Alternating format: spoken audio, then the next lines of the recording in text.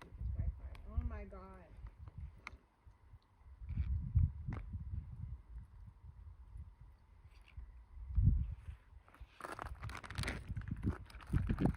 The hashtag is in the password, right?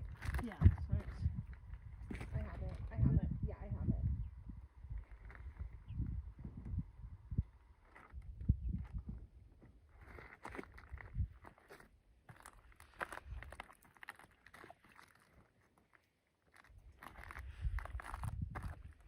Jackie's got me yet. What's that? Are we live? I cannot tell. I hear whooping, so I'm hoping we're live. I'm going to act as though we are live until I hear otherwise. Stacey's just logging onto the Wi-Fi from the Starlink. If somebody on the Signal group can send me a message to say if I if I am or am not live, that would be good.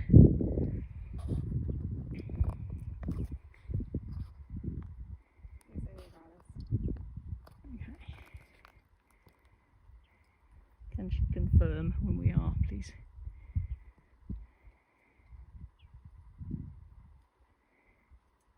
I am live. Thank you, Andrea.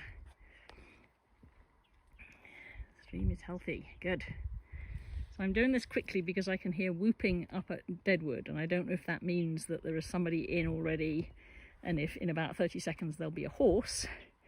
But we are live at Deadwood, which is, oh gosh, let me think, it's 56 miles into the ride. The vet check itself is about maybe half a mile in the direction the camera's facing, kind of behind this pile of logs here.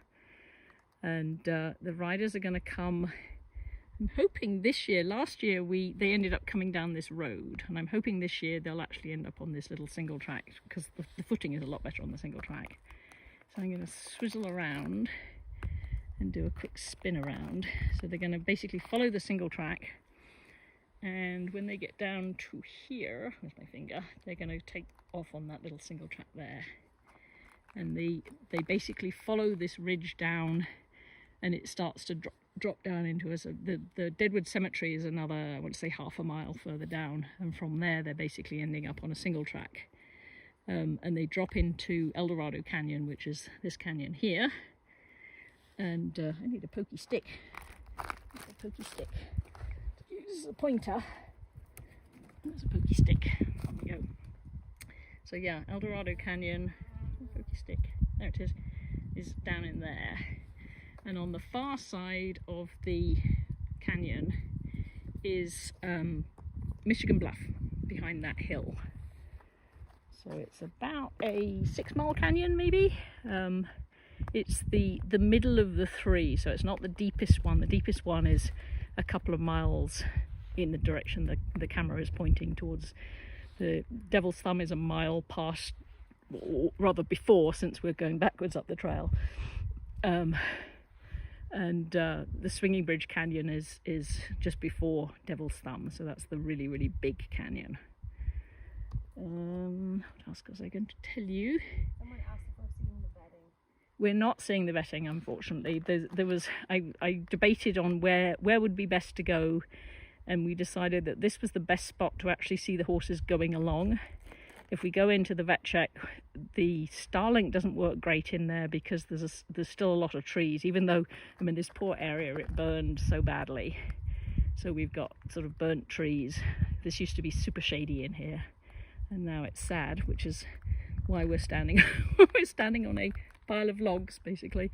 So if I go and film in the Deadwood vet check, I can't get anywhere near the action anyway, because of the way I'm tethered to the Starlink. So we figured it would be better to actually show you horses going along. We're a little bit worried about this large tree here that just made a very creaky noise and wobbled a bit. So we're kind of watching that. We're like, is that going to fall down? I think if it does, I mean, provided there's no horses immediately next to it, I don't think it's going to come across the trail. I don't think it's quite that tall. But we were like, ooh, that would be interesting. So we're kind of listening on that. It hasn't made a noise since, but it definitely did make a noise a while back, so that was a bit alarming. And like I said, I just heard some whooping coming from the vet check is about half a mile the other side of those logs, and we just heard some whooping, which is why I quickly went live, even though there's nothing necessarily to see. But I thought if we miss the front runners, that's our main directive, is to make sure we catch the front runners. So I think I'm going to put you down on the log and I'll pick you up. I need to drink something. We left Red Star and we've been travelling ever since to get to this location, and so we came running up here with all our bags and everything else. I think I'm going to have to take my glasses off, or I'm going to have to shade this. We have various umbrellas, but I do not want to spook the horses with the umbrellas, so where are we? Another sad umbrella.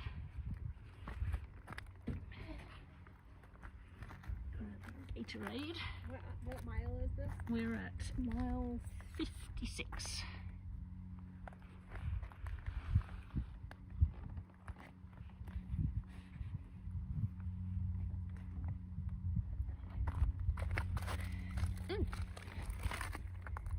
They're saying be careful for rattlesnakes and Yes. I was thinking that as I was climbing onto the logs, that I need to be careful of rattlesnakes, because that would not be good. Okay, so now I'm underneath an umbrella. I actually can see the screen. I'll have to dump the umbrella when the horses come so we don't scare them. Someone asked about the temperatures. It was right before we drove in here. It was 92, and it was this time last year it was 94. So it's pretty much the same, and we're cooking. We've bought umbrellas with us, so we've got some shade, but there's not a lot of shade, and we don't have a lot to work with. I tried to find somewhere further down the trail that had some shade, and you couldn't really see the horses, so that wasn't really going to work. So we're making a sacrifice for you guys, sitting out in the hot, and I will be, in theory, filming the front runners. I need to do some research and figure out where all the riders are, what speed they're coming, and it's a little bit dependent on a friend of mine who I'm crewing for, that I need to be in Forest Hill for her. So depending on where she is in the field might depend on how long we get to stay here. I think last year we were constrained by Chicken Hawk because we needed to get to Chicken Hawk in time. So this year it's a similar situation, but we should be able to get you the front of the pack, hopefully. And Asking about when the fire was here. I was trying to remember that. I think it was there's been, I think, 3 fires. Much of this was from from the mosquito fire. When you first come into Deadwood, the stuff to the, what would that be, to the east was the King Fire, which was probably, I want to say, 2011 maybe. And then we had the mosquito fire, and there was another fire, and I can't even think what the name was. It was the one that that happened in 2013, and it. No, Jackie, I am actually about half a mile past Deadwood Vet Check. Sorry. Yeah, no, there was a fire in 2013 that burned the canyon to my right, and it burned all the way down to Swinging Bridge, and basically burnt the wooden planks on Swinging Bridge, and we couldn't use that. I rode in 2014 and we could not use Swinging Bridge that year because it basically didn't have any planks on it, so they had us basically wade through the river, and it was pretty deep. It was quite interesting. 2013 definitely, possibly earlier, and I'm thinking it was the worst of this happened during the mosquito fire. But there's so many fires out here. It's just the one after the other. It's pretty sad, because this used to be lovely and shady all through here with all these big trees. So Did you see the message about Emily?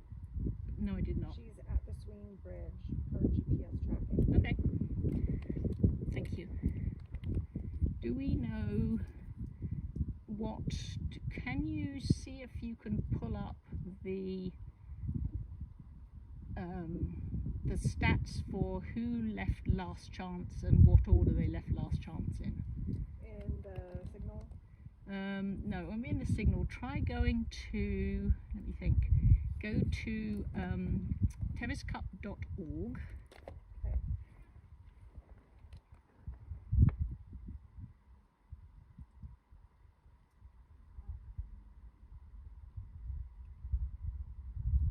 Okay. Okay, and then scroll down a little bit till you get to the yellow button. And following along at home, you guys, if you need anything, this is exactly where you would go. So teviscup.org, scroll down till you get to the yellow button with Ride Day links. Click on that. Okay. And I believe it's the first link underneath the donation webcast, yeah. And that'll take you to the 2026 live standings. So you click on that, and the green button that says live standings. yes, and it should let you sort it by checkpoint. And if you can find that and sort it by last chance checkpoint, that would be good. So we'll figure out who's coming, when they're coming, and what sort of order they're coming in. 1247. There's 1, 2, 3, 4, 5 of them. Can you read me the names? Yes. Heather Reynolds. Heather. Jeremy Reynolds. Jeremy.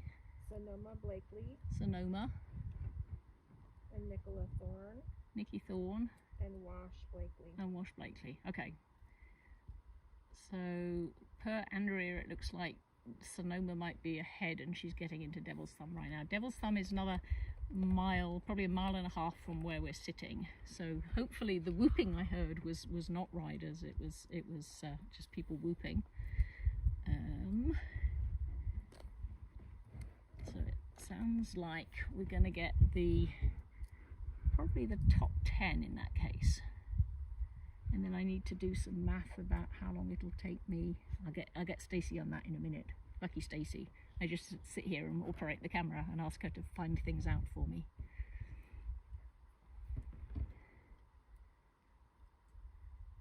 You want some math done?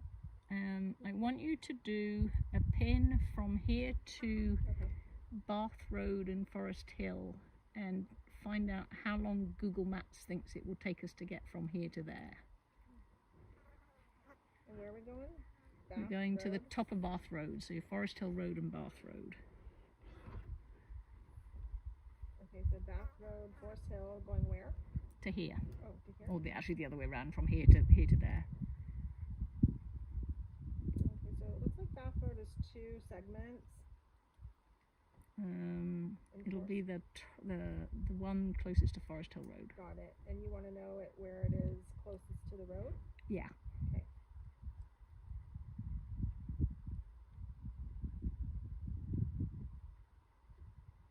That is 40, you want to know miles? 23 miles. I want to know how long it says it'll take us. To drive, 44 minutes. So 45 minutes for us. And then, unfortunately, the other stat I need to know, which is how long it takes to get from here to Forest Hill. Can you go back to the webcast and backtrack and look up the 2025 stats? And what I'm trying to find out is how long it took the front runners to get from Deadwood to Forest Hill.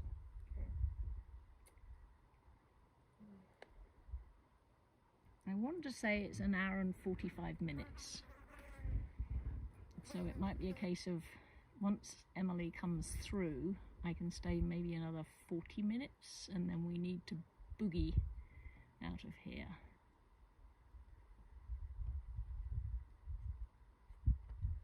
But that might get us the top 20 depending on how close they are.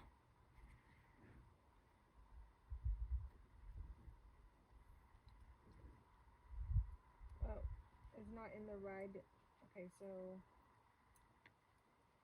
you go to that same webcast link, and it had the 2026 ride, but it also underneath that was the 2025 ride. Well, I went there. It doesn't really show you. It shows you who won. So go to the full results and click on, say, Heather, and it should give you Heather's stats. Okay. So how long did it take Okay. Heather last year to get from Deadwood to Forest Hill?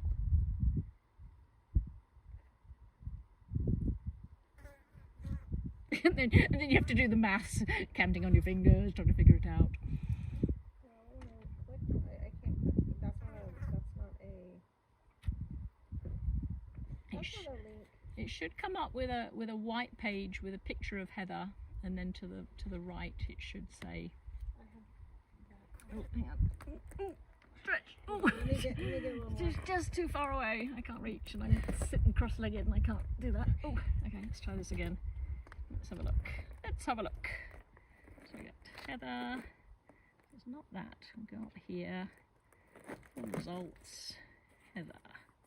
So it took Heather last year. She left Deadwood at 1:48, and she arrived in Forest Hill at 4:40.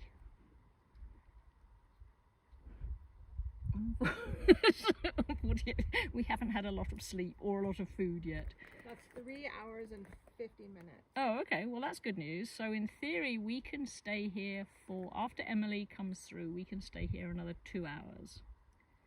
Let's go with that. So we'll basically have to do a timestamp when Emily comes through. Give me the 2 times again. Say again? Give me the start. The 2 times. So she left Deadwood at 1:48 and got into Forest Hill at 4:40. So 1:48. Yeah, 3 minutes. 3 hours and 50 minutes. No, hang on. 1, 2, 3. Yeah, 3 hours. So we'll call it 3 hours. So I'm gonna say we'll stay 2 hours after Emily comes through, and then we got a book. That'll work. That's actually longer than I thought. I didn't think it was going to be that long. So that's good. Let me go now to your chat and see if we've got any questions. Where are we? I have stolen Stacey's phone. 3 hours. Sorry, there's people telling us the answers, and I wasn't watching. How's the weather? It's hot. Okay, we're scrolling back here, looking at all the comments. Why don't they remove the dead trees? They are removing the dead trees. It just takes a long time because there are a lot of dead trees. The area we just came through, they're basically, clear cutting that whole area. So they're working their way down the ridge slowly and surely. They've kind of harvested the ones that are easy to get to, and the ones to either side of us here are starting down the hill, so they're just not as easy to get to. Chose a great spot, thank you. It's very hot, 92. Do they go across Swingy Bridge? They do now. Yes, they fixed the bridge. They basically had to hand carry all the planks down and fix it. And the other bridge, there's another bridge that people don't really know about called the Pacific Slab Bridge, which is actually on the way to Swinging Bridge, and it's such a little bridge that you just cross over it and don't even think about it. But it crosses over this really deep chasm of a creek in some rocks, and without the Pacific Slab Bridge, basically you can't do it. And they did the same thing. They hand carried all these planks and bits of wood and what do you call them, 10 by 8s or whatever they are, just massive pieces of wood, and they had to carry the entire thing in by hand down the canyon. And that is no joke, that canyon. Do the riders have satellite GPS on? What they've got are these little tracker devices. If anybody's familiar with spot trackers, they're basically spot trackers. So they're a little black box about the size of maybe a box of matches, and they ping every, I don't know how they set these up, maybe ping every 5 or 10 minutes, something like that. And hopefully when they ping, they're in a spot that isn't under the trees or isn't being blocked by the canyon or something like that. So it's kind of intermittent. If they ping at the wrong time, they end up with nothing. So you don't get a ping for a while. And similarly, for some reason, the section just after Robinson Flat, I do not know why, but for some reason that is a lousy GPS area, and there's no reason for it because there's lots of open sky and there's no canyon walls, but there's something about that spot that they did not like.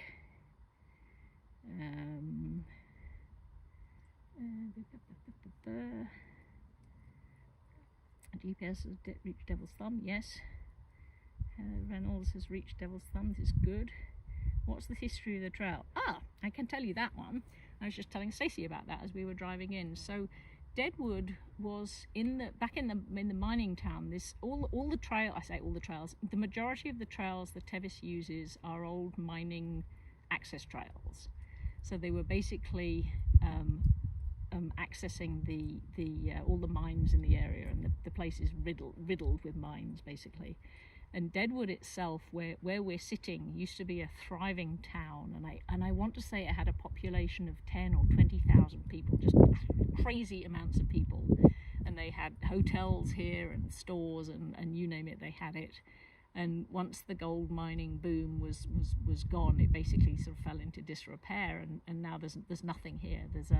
Behind me, further down the trail, about half a mile, there's a cemetery. And that's really all that remains. If you go into Michigan Bluff, which is at the other end of the trail here, there's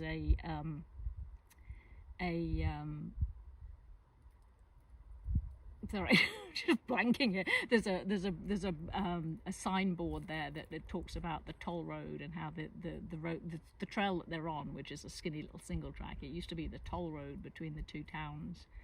And I can't remember what the price was, like $1 or something to go through, because they had to maintain the trail and they had to maintain the bridges or the bridge rather. So I think that's all I've got for Deadwood. I'm just scrolling to see if there's any other questions while we're waiting. Any word on those that have pulled out? The majority of the people, so they have trailers at Robinson Flat. So if the people are pulled at Robinson Flat, when they have, if they've got a 3-horse trailer, if they've got 3 horses that have gotten pulled, then they load those 3 horses in, and they usually take them down to Forest Hill because that's where their crew or their trailer's going to be. So they usually have a pretty quick trailer ride.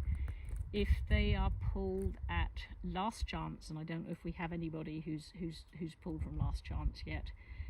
That's a different matter because it's on the other side of the canyon, and it takes a really, really long time to get out of there, basically, because you've got to drive down a road called Mosquito Ridge Road, which is super, super twisty, and it takes, I want to say, about 2.5 to 3 hours just to get out of Last Chance to get round to Forest Hill. Why is Last Chance called Last Chance? I think it was to do with them. It was their last chance to strike gold before they gave up. So there's the story of the miners is basically them scrabbling around, and I when I'm out here in the summer and it's 100 degrees and I've got a raging case of poison oak, I think of those guys and how they didn't have any AC, they didn't have showers, they had nothing basically. So they were out here trying to seek their fortunes, and a lot of them went home empty-handed. Some of them struck gold, but a lot of them went home empty-handed. A lot of them found gold and then spent it on coming into town and going into the saloons and things like that. So are the mines dangerous? Yes. Typically they advise you not to do too much cross-country travel, because I remember reading something one time, there was something like 800,000 mines in the Gold Country area that weren't actually marked. And I live kind of, I don't know, maybe 8 miles due south of the river crossing, and I've got mines in my backyard, or the remains of mines. This trail, let me think, the trail behind me, the one that goes down into El Dorado Canyon, right before you get down all the way down to the creek, you actually pass by a mine on the right hand side, and they've got like a railing around it, and they had to come in and fill it up. They fill it up with like expansion foam, that stuff that you use for insulation, just basically to make it not be a big hole. So they and one year we rode, and I don't know whether they hadn't filled it or something. There was some deal going on, and they were very worried that we were going to fall in it. So they basically had us dismount and walk the horses past, and it was somewhat farcical, because you look at some of the other trail, you know, where you're on these skinny little trails with these, you know, a zillion foot of drop off next to you, and they were like, no, you might fall in the mine, this would be bad, type thing. So oh no, I just let your phone go to sleep, and now can he oh, sorry, I'm on Stacey's phone for the chat, sitting looking at my phone that's sitting on the tripod. I let hers go to sleep. You disappeared. Thank you. So yes, the mines are dangerous. I mean, they're not horrendous, but every so often you'll hear about people who were out, you know, ATVing in the middle of nowhere, and they went straight through and had to be rescued. So ideally, you don't go out without telling someone where you're going and giving a rough itinerary as to where you're going to be. So what else do we have here? Is there a chance I can turn up my tent? I can sit closer. Let me rearrange where I'm sitting. Ooh. Hang on. And I can talk louder. That would be the other thing that would help. Ooh. Oh no, I've got my legs stuck. So what happens if you sit cross-legged for a long time? There we go. Okay. Dead umbrella. So is that better? Hopefully. I will try and talk louder. I tend to get quieter and quieter as the day goes on, and I get tireder and tireder. Yeah, no, we have not seen any horses come through yet. It sounds like they could be imminently here, though. They usually spend, I want to say, Heather, for instance, I think spent 10 minutes at Deadwood last year. So they'll come in and they'll cool off. There's a cooling station at the top of the climb into Devil's Thumb, where they have, you know, tons and tons of cold water and lots of drinks for people, and melon and things like that. But the trick is to basically get the horse cooled down and then get it over to Deadwood, because you don't need to stop at Devil's Thumb other than to get the horse cool. What happens if someone gets hurt on the trail between... Oh, well, that's a good question. Generally speaking, the vets are very attentive, and they're particularly attentive when it comes to horses going down in the canyon.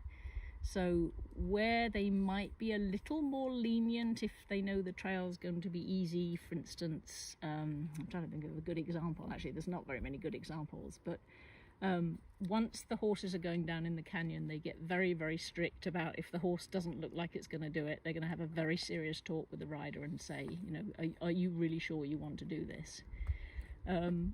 Horses do get injured. Unfortunately, horses being horses tend to try and maim themselves as much as physically possible. They will send out, if necessary, they will send a vet team down. You know, if there's a horse that's having an issue down in the canyon, they will send somebody down, and you know, to help out, and if necessary, take IV bags down there, or hang out with the horse, or whatever needs to be done. They usually are able, you know, if they get some recovery time and get cooled off, they're usually able to walk out slowly. So they keep a careful eye on them, basically. Treed or treeless saddles. I have not looked at saddles at all. And that's, treed or treeless is entirely up to the rider, you know, it's entirely up to the horse to some extent. You know, I loved riding in treeless saddles, but my horse didn't get on with one after a while, so that was the end of that. But yeah, you basically, whatever tack you use, you're using it primarily to make sure that the horse is comfortable and that the horse is going to be able to go down the trail for 100 miles. And you hope that whatever works for the horse also works for you, because you're going to be the one who's uncomfortable. The horse definitely will not be uncomfortable. So any moment now, they say, is there any sensing the call for help on the trail? Yes and no, it depends. Not generally. I mean, right where we are right now, there is no cell phone coverage at all. Where we were this morning at Elephant's Trunk, for some reason, there's really, really good cell phone coverage. Generally speaking, what happens is other riders will pass you, and they're going on into the vet check, so they can come. Ooh, I see a man in a hat. Is that Tony? Somebody coming. Generally speaking, they will, send on ahead, and they'll say, there's a horse that's having an issue down a mile behind me or whatever, and they then will send somebody out to help them. Does anyone want bareback? No. You would not want to do that. Rider. It's not a rider, it's a man I think it's Tony Benedetti. He's on the cup committee, so he's keeping an eye on things.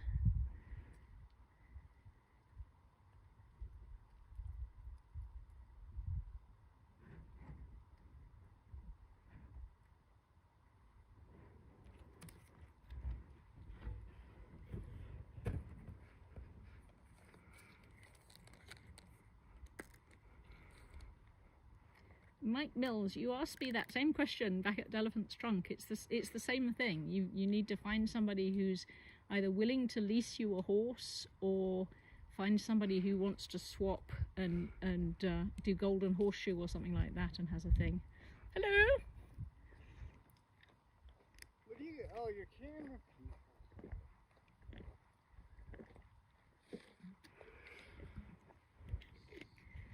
So Lucy. Yes.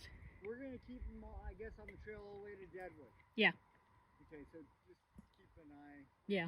When I'm walking down here, doesn't the trail pop out on the road for a few yards? Right before my Jeep, it turns off again. And then they can't, so they're forced back on the trail. Yeah, and we've got arrows down there, so... And the footing, frankly, the footing is way better where you are than it is on the road. I would agree 100%. And we tried to get them to stay on the trail last year, and they're like, no, we're coming down the road. I'm like, okay, but it's not a good idea. Yeah, no, this trail's in great shape. Yeah, no, it's lovely. Because they've masticated all the trees. I'm glad I wasn't picking my nose coming down. I don't know if you caught that. Tony says he's glad he wasn't picking his nose on the way down, because he was not paying attention. But because they've masticated all the trees along here, the footing is actually like soft, almost like wood shavings. It's wonderful. And I've let Stacey's phone go again. Sorry, Stacey. Okay. There you go. Thank you. Quite imminently. A few years ago, wasn't the word? Oh, so that is the story of Kaput. And so behind me down the canyon, there's a spring about a third of the way down the trail called Kaput Spring, named after Kaput.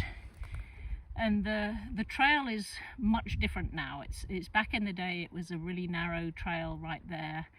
And what would happen is the horses would stop to drink at the spring, and they would turn sideways, and basically their back ends would go off the side of the trail.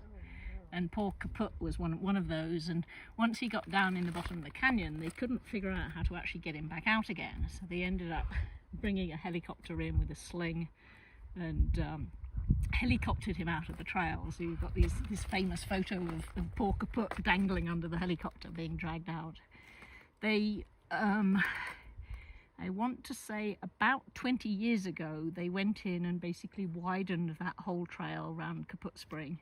So it's now wide enough for horses to stand sideways and for multiple horses to drink at once. Hey, so. have fun. Where do you go from here? Forest Hill and then Francisco's. Okay. We'll see you later. Okay, take care. Deadwood, beetle kill. It's some of it's beetle kill, but most of it's fire kill. Lots and lots of fire kill. How hot is it there? When we were coming in, it was 92. Question about cooling off the horses. Best to scrape water on the horse or leave the water on? I think it depends what area you're in. We have, because we're fairly dry here, we don't have a lot of humidity. The evaporative cooling works really, really well. So you put water on and it's immediately hot, and you scrape it off and put it on and scrape it off and put it on and scrape it off. So that's my protocol. What's going on with 87? They're so far ahead on the track. I don't know who rider 87 is. I'll tell you. Oh, I think Stacey's 87 was pulled.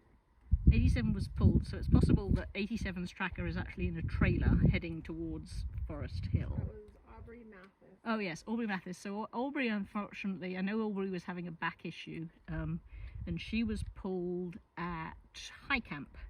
So they likely either had her go down in a car and somebody hand walked her horse back down into Olympic Valley, or they had her brought up the pull trailer. I imagine it was probably Aubrey that was the issue, not the horse. But they would have basically loaded her horse into the trailer and then had to drive it all the way around. And they might take Aubrey's horse just to Auburn and not bring it to Forest Hill. So that's probably what's going on. It's in a trailer on the way, or the saddle is in the trailer on the way.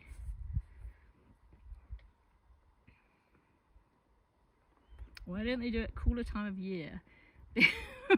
Because there is no cooler time of year. We run into problems with daylight and snow. So we're kind of between a rock and a hard place, where if we start the ride too early in the year, we can't get through the high country, which is up at 8,400 feet at the highest, and the snow is sort of 20 foot deep, and horses and snow are not a good combination. If we leave it too late in the year, they're basically doing too much of the canyons in the dark because of the daylight. And Audrey's mare cramped. Okay, so I'm talking rubbish about Audrey's back. So it's basically a case of it's traditional that it's always the last. Let me think. It's the weekend closest to the end of July, closest to the full moon, which is why it kind of moves around a bit during the years.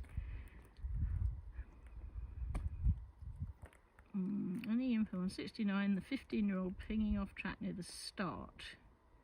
69. I don't know who that is either. You want me to tell you? If you guys in the chat, if you let me know who the rider is, I might be able to give you some. Jennifer Fisher. Oh, Jennifer Fisher. So again, sadly, Jennifer got pulled at, I think it was at Lion Ridge, which is a tricky place to get out of because there's basically dirt roads to get there. And so they would again, if the horse was in good shape, good enough to walk down, they might have it walk down to a place where, oh, here we go, there's a horse. It looks like it is Sonoma.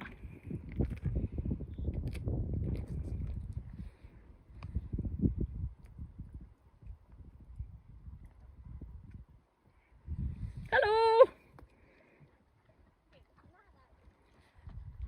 Hi. Hello. Looking good. Thank you. You're smart having an umbrella. We're not stupid.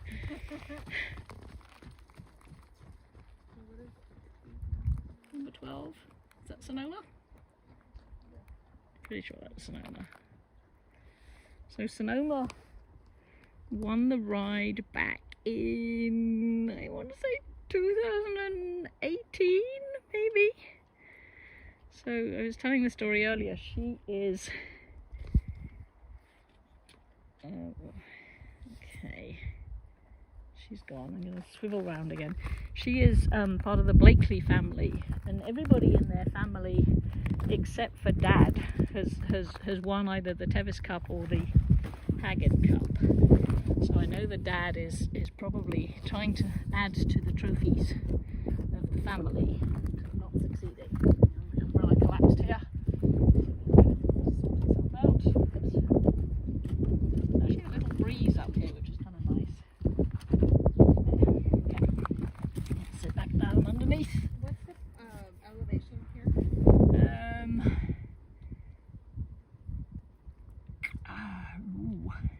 I don't know off the top of my head.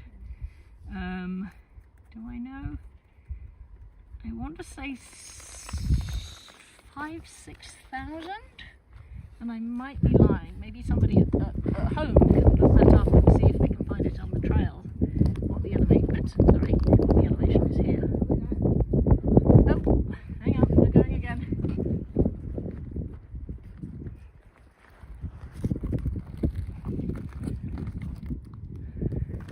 This looks like Jeremy with Heather behind.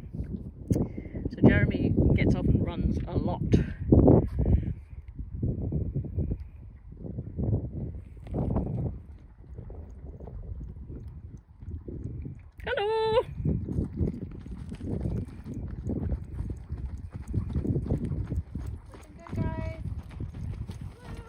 Hello, hello. Unfortunately, the bushes grew up since last year. Last year they were really low and they didn't use the trail. This year they're using the trail and the bushes are too high. So last year Jeremy did an amazing flying mount at this point. That's right. I have to see if he'll do it again. He probably won't. He's like, no, I'm just going to run. Oh, no, he's going to do it. There he goes. Woohoo! Woohoo! Good job, him. That's amazing to watch. Jeremy is definitely a runner. He's one of those people who's done Western States run as well as the ride. So good job, him. So it's a place where you can give your horse a break. You know, if there's a little bit of a downhill, just to save their legs a little bit. If you can run with them, it's a good thing. I am not that person.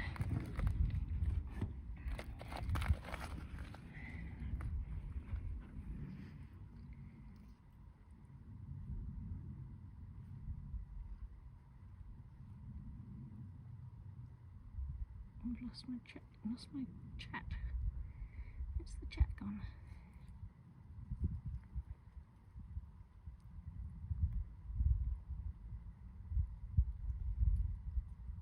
What did I do? I pressed something. Stacey, what did I do to get rid of the chat? I've lost it. Lost it. This is definitely new technology we're using this year with the YouTube. Thank you so much. There we go.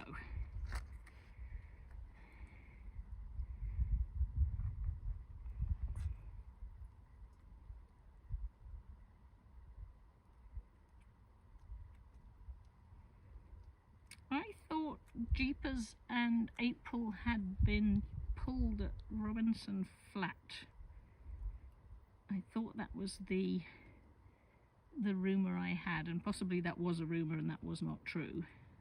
So you guys should check the pull list on the webcast if you're looking for Jeeper, because he might not still be in the ride. Technology is better than past years. It's better for you guys. It's not better for us, that's for sure. Gosh, it's hot out here. baking, absolutely baking.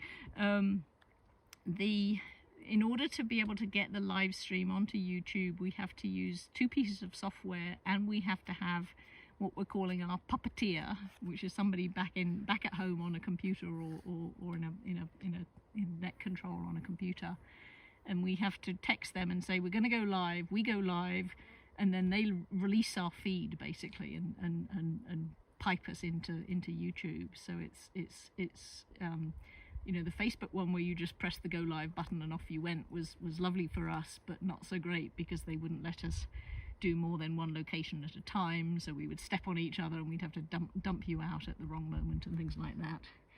But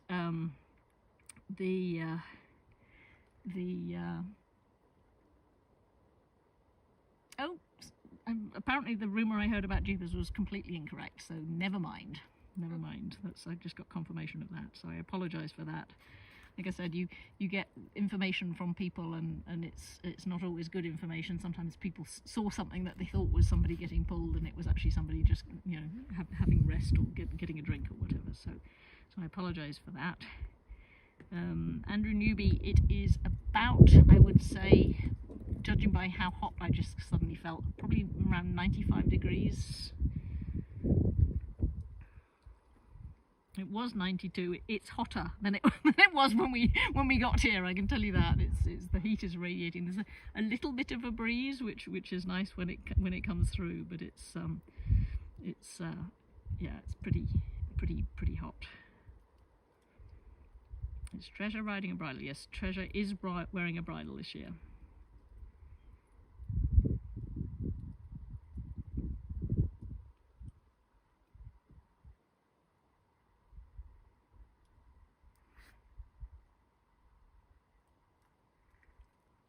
That was Jeremy who was running.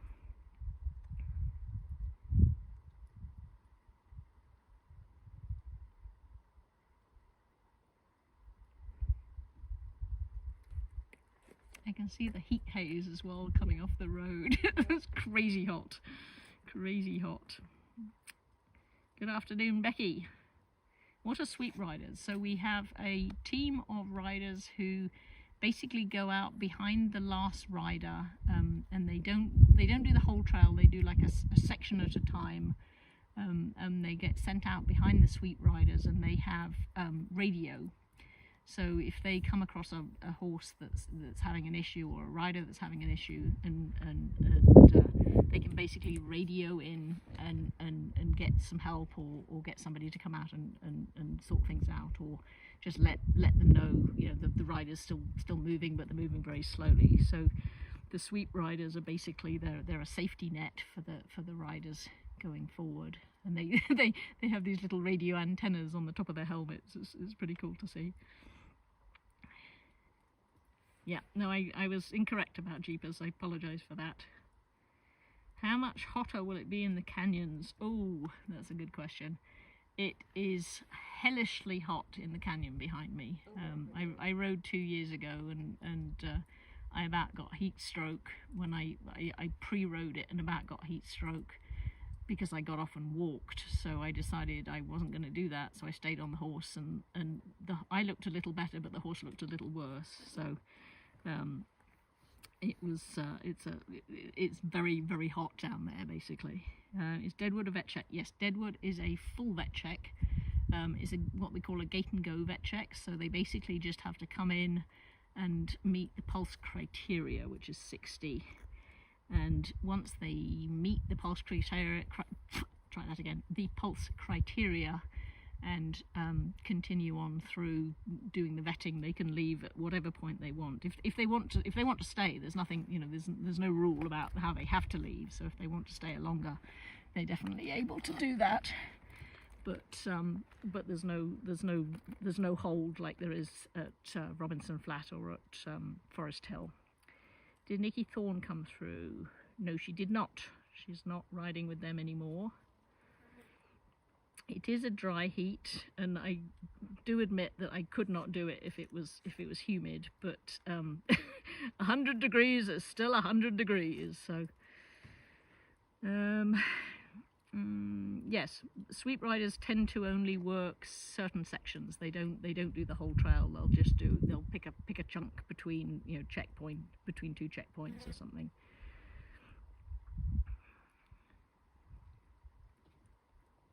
Nicola Thorne has not come past. Are the vets at the vet check compensated? I think so. Yes, as far as I know, the vets are paid. It's possible they do it as a voluntary thing, but I'm pretty sure that they get paid. I mean, that's the normal thing for a ride, is that you get your vets in and they get compensated for their time. But whether Tevis is different, that's a very good question. I don't actually know the answer to that. Can you be a sweep rider without coming on your own horse? No.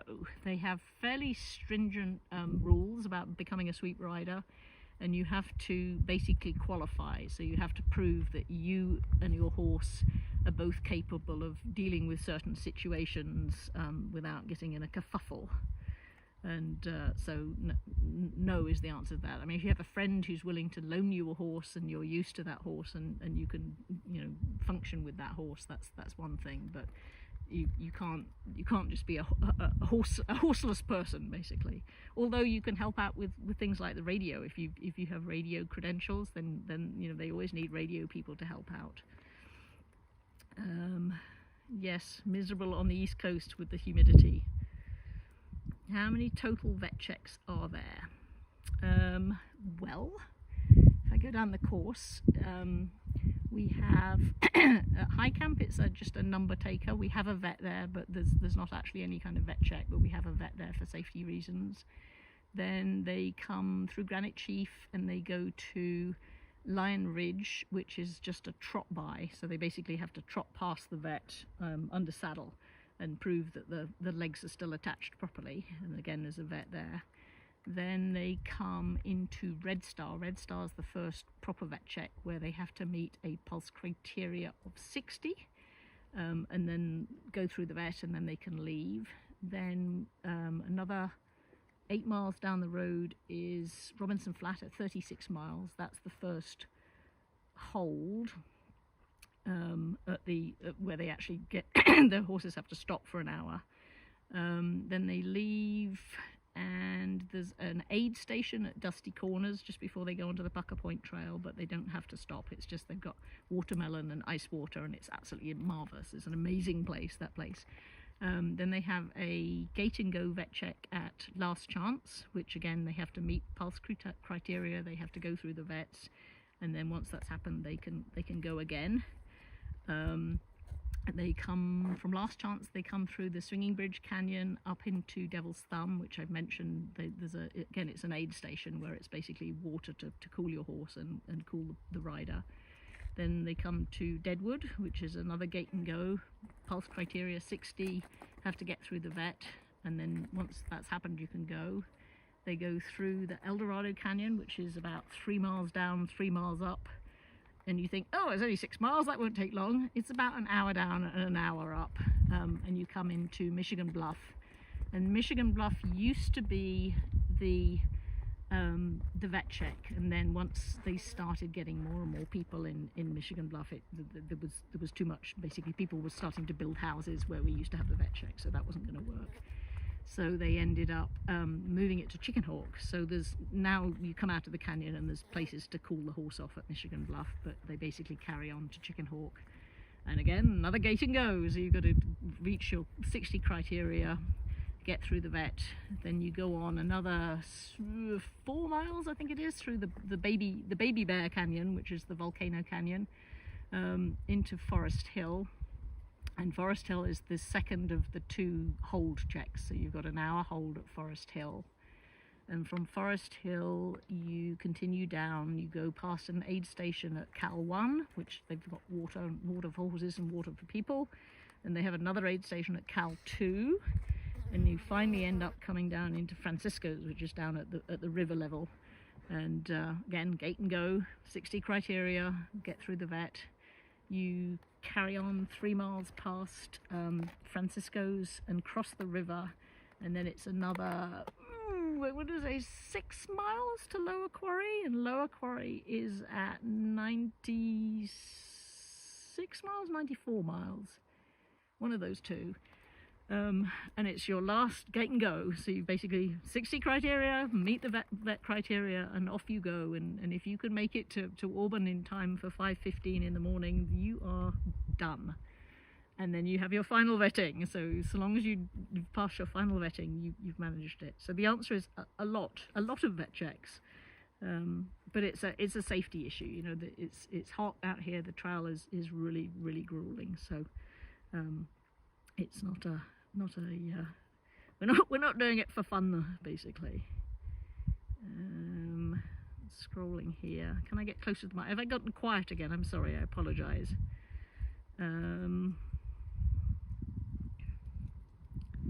Nikki Thorne. My guess is that Nikki probably dropped back a little bit. She's just slowing it down a little bit. It could be that her horse is not needing to go quite as fast as Sonic and Treasure are going, so she's probably just, you know, some horses need more of a break than others, and you know, where they need that break will vary as to where they are on the trail. So even if you've got people riding together, you know, the needs of the horses won't necessarily match at the same time.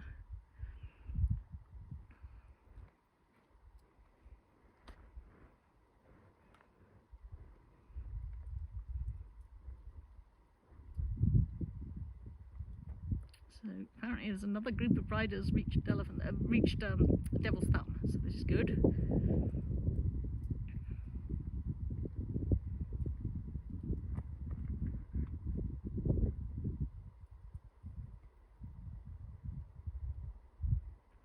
How many international viewers? I think I'm going to ask about international riders. I know about the international riders, but I don't know about the viewers.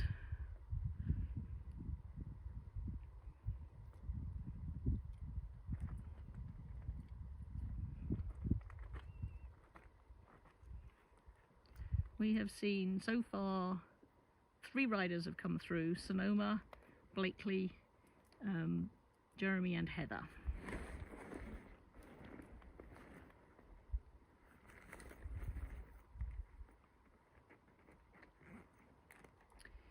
How hard is it to see the trail when there are no trees for ribbons? This is a challenge, I have to say. If you're marking a trail where there are no trees to think so, you find little bushes to put them on. You'll sometimes wrap them around a rock in the middle of the trail. You'll find a twig. You'll find anything you can hang them on. We keep them on the right hand side so that if anybody gets turned around, they know which direction they're supposed to be going. And it's basically a case of trying to find anything you can. A lot of the trails there's not really anywhere to go, so you don't have to continuously ribbon it every 30 seconds. So you might just ribbon the specific, if there's somewhere you could turn off by mistake or take a wrong turn or whatever.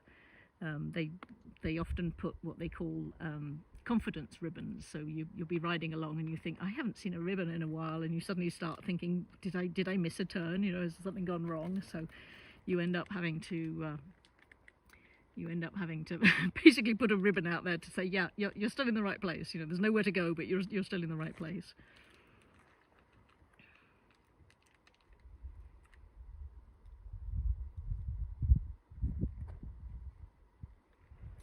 We have, I believe it's 7 international riders this year. A couple of them actually live in the US, so they're kind of cheating. But the ones that actually came from out of the country were Natalie and Jackie from New Zealand, Nikki Thorne from Britain. That was 3. There was Malin, who lives here, who's from Norway. Unfortunately, she got pulled. There is Alicia, who represents Lithuania. That's 5. Who are the other 2? Oh, Caroline Lindqvist. I don't know if Caroline lives here. She rides a lot, so I don't know if she comes from Sweden or whether she actually is Swedish and lives here. I'm not sure about her. And then the last one was... Oh, I just thought of her and it's gone. Oh, I can't think of her first name. Roma from the Netherlands.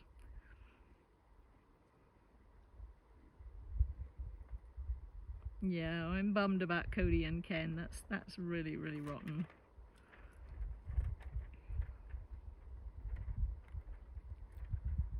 Yeah, it's very, very cool to see the New Zealand riders. I'm super happy that they're here. And they've got good horses and a good person they're leasing from. Christoph's great. Yeah, Maylen's from Norway, and unfortunately she was pulled at, I think, at Red Star.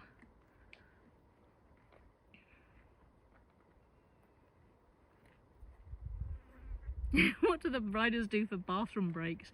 There's usually a porta potty at the vet checks, at each of the checks. So if you can hang on until you get to the check, you're okay. Thank you for that information on Caroline. I did not know, but yeah. So there's places. You're good.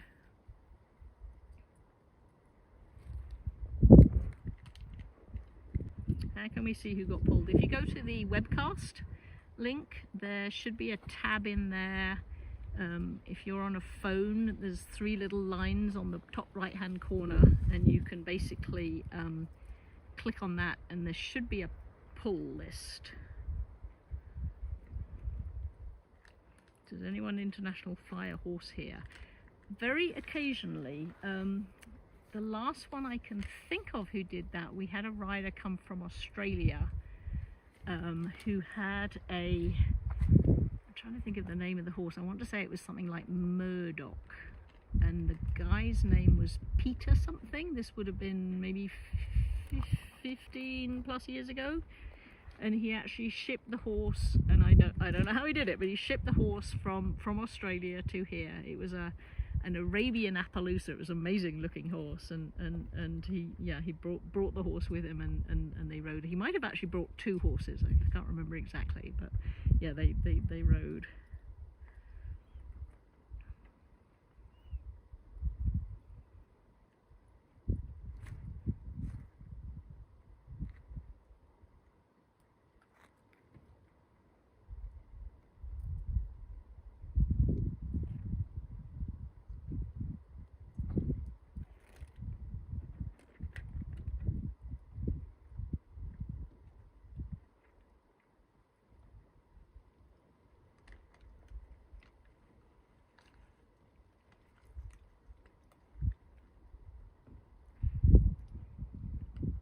When do the people and the horses eat? So the horses, that's one of the reasons there's a lot of strategy involved in this ride, because you only have the two spots where the horses have to stop. At Robinson Flat they have an hour hold, and at Forest Hill they have an hour hold. So in theory you could just, you know, get through the vet checks and leave immediately. In practice that's not going to fly. The horses are not going to be able to do that. So you basically have to decide where and how long you're going to stop and let the horse snack. There's horse mash and horse hay and lots of horse water, lots of troughs out on the trail. So the water is on the trail. The horse hay and the horse mash is just at the vet checks. So you'll find people will come in and they'll maybe spend 10 minutes here, 10 minutes there, and it's a strategy thing to some extent. I remember somebody telling me one year that they were very happy that they spent an extra 20 minutes at Last Chance before they came through the canyon, because basically they fueled up the horse before it had to come through the canyon and do really, really hard work in the canyon. And although, you know, everybody they were with, you know, went through and left them behind, later on it paid off because their horse still had, you know, plenty of fuel in the tank and was able to move out a little quicker than the riders who thought, oh, you know, I'll go quickly and just keep going. So there's a lot of strategy, and you have to know your horse. You know, different horses have different needs. Some horses take 3 mouthfuls and they're done, type of thing. I had so this plays into the why are most endurance horses Arabians. My best Tevis horse, an endurance horse, was a Tennessee Walker Arabian who weighed about 1,250 pounds. I had him on a scale, and I had this wonderful plan about how long we were going to spend at each of the vet checks and how it was going to go. When we got to the vet checks, he always had bad gut sounds, so I always had to spend an extra 10 or 15 minutes basically letting him eat. I mean, he would eat and eat and eat and eat, and he would eat so many mashes. I can't believe how many mashes he fit in. But we would find that riders would jump ahead of us because they'd come in with these little tiny Arabians, would take sort of 3 bites and they'd be full and off they'd go again. Whereas, you know, big horses that need big tanks to fill would take a lot longer.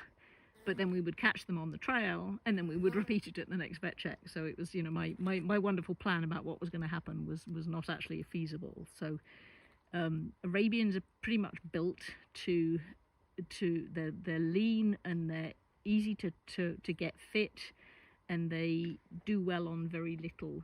Ooh, I just had another tree crack. I'm like, oh, I hate that. You look at them and you think, is it going to come down? It's just cracking.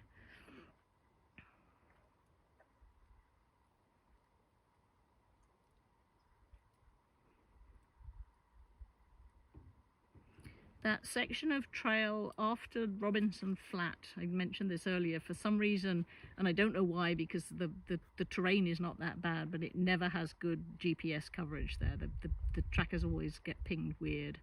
And then once they go down into the canyon, once again the trackers they struggle because of the steep canyon walls, so they struggle to actually get any coverage. And if they ping at just the wrong moment, if they're underneath a tree or something like that, and basically they won't have a ping. So it's I heard some whooping.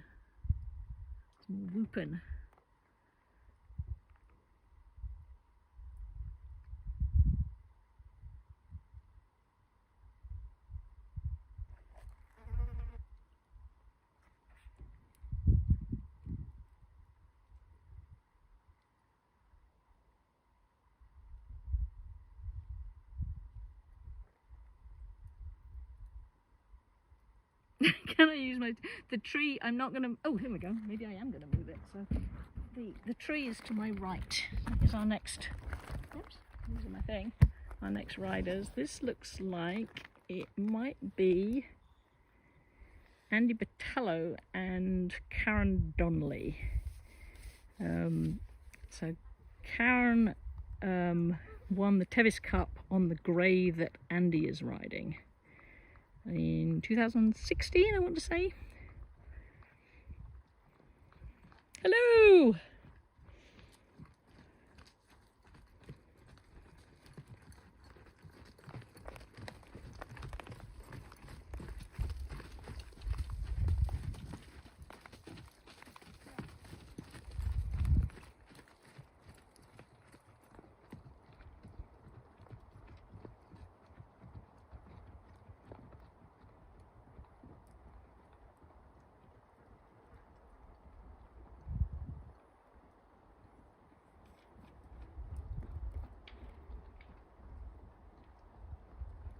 These trees are cracking all over the place. Another one just cracked to the other side.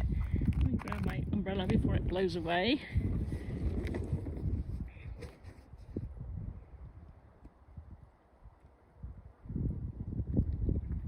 There we go. So the tree that cracked earlier, let me bring that down there, was this big guy here. It's a pretty big one. And then one of those in there cracked a minute ago, and just now another one over there cracked. So I don't know if they're heating up in the sun and just getting crackly, but it's a bit disconcerting when you're sitting here like, ooh, what's happening? Put you back down.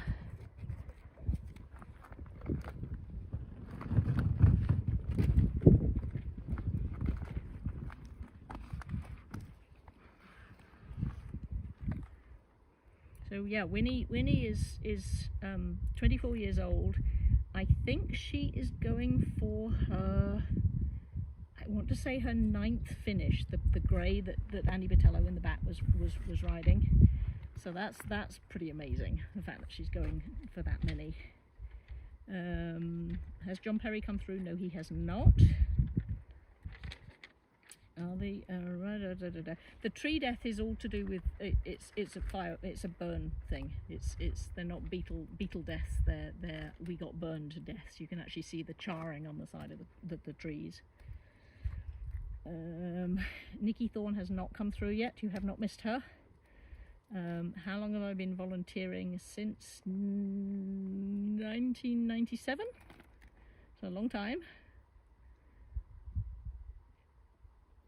Yeah, I think that's probably why they've about the burn scars and the dangerous trees.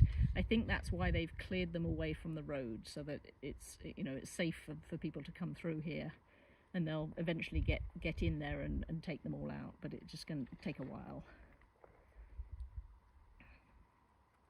It was a wildfire. It was actually one of several wildfires that came through here, but it got particularly hard hit recently.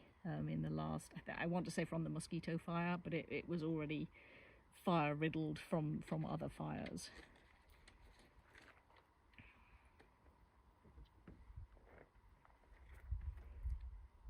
When will I ride Tevis again?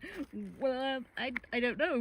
When I get a horse, I don't have a horse right now that can do it, and I'm not sure I have the knees to do it anymore. That's the problem. So we'll see. We'll see. I don't have a to do hundreds. You need a burning desire to do them, and I don't have that right now. It's gone, but it might come back.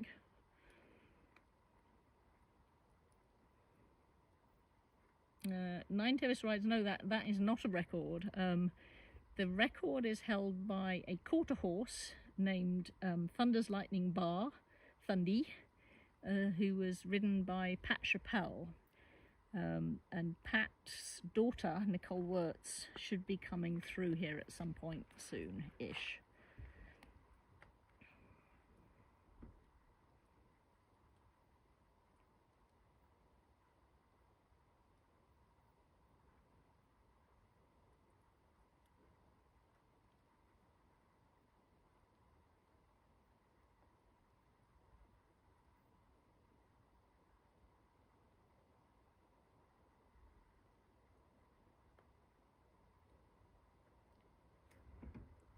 Blimey, it's hot here. I've got my Starlink. I've got a Jackery thing that's running the Starlink, and it's sitting in a cool bag with an ice pack, and it's the only thing that's cool on this pile of logs. I can tell you, we are baking up here. 100 mile. I think I talked about this last year. 100 miles are, when they come together, are about the best rug you can do. They are amazing, and you obviously need a burning desire to do them. But when you do hundreds, they're just amazing. There's no feeling like it. How many times has Christoph won? Christoph has never won. Christoph had a bizarre run of luck the first few times he did the ride. I want to say he did it something like 8 times and he never finished, and it was just ridiculous. There was absolutely no reason for it whatsoever, and when he finally did finish, he finished in style. He has won the Hagen Cup with Ozzy, the horse, the grey he's riding today. Here's another one coming. Stand up. I think this is Wash Blakely. If this is Wash, this is Sonoma's dad.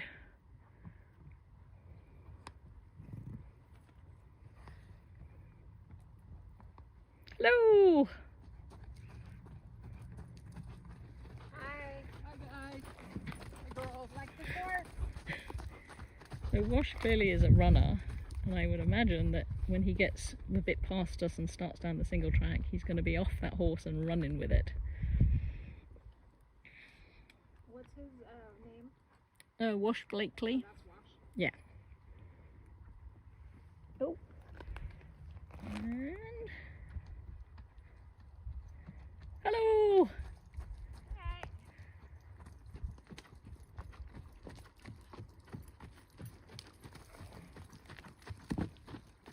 Number 48. I'm sorry, I do not know who that is. Who's number 48? Ranvig. Oh, that's Ranvig. Ranvig. Oh, I don't know how to pronounce her name, so I'm not even going to try. Ranvig. I'm sorry. I'm not even going to try and butcher her name. Apparently her horse is very sad that he's lost his buddy, so she'll be catching up soon. But they're looking good, these horses coming through here. They look a lot less hot than I do. Okay, put you down again.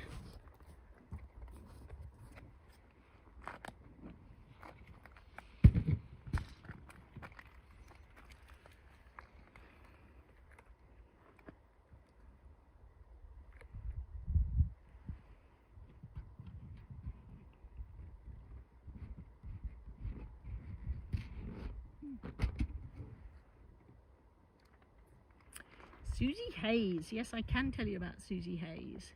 Susie Hayes last year did a masterclass in how to pass riders on the trail. If you look up, if you're anal about it and you want to get into details, look up the times that the top 11 horses came into Lower Quarry, and then look at the times the top 11 horses left Lower Quarry. And I think that Susie Hayes passed, I want to say, 4 horses in that vet check at the very end. She basically was in and out of there. Susie has been around for as long as I can remember. I mean, I said I volunteered in 1997. I think I helped crew for her in 1997. She used to have this amazing horse called Kuta.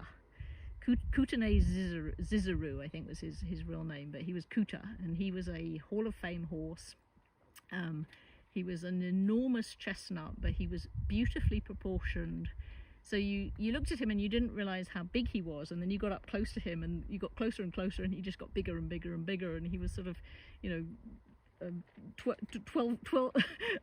12th bigger than he should have been, basically. A great big horse, but he was a cool horse.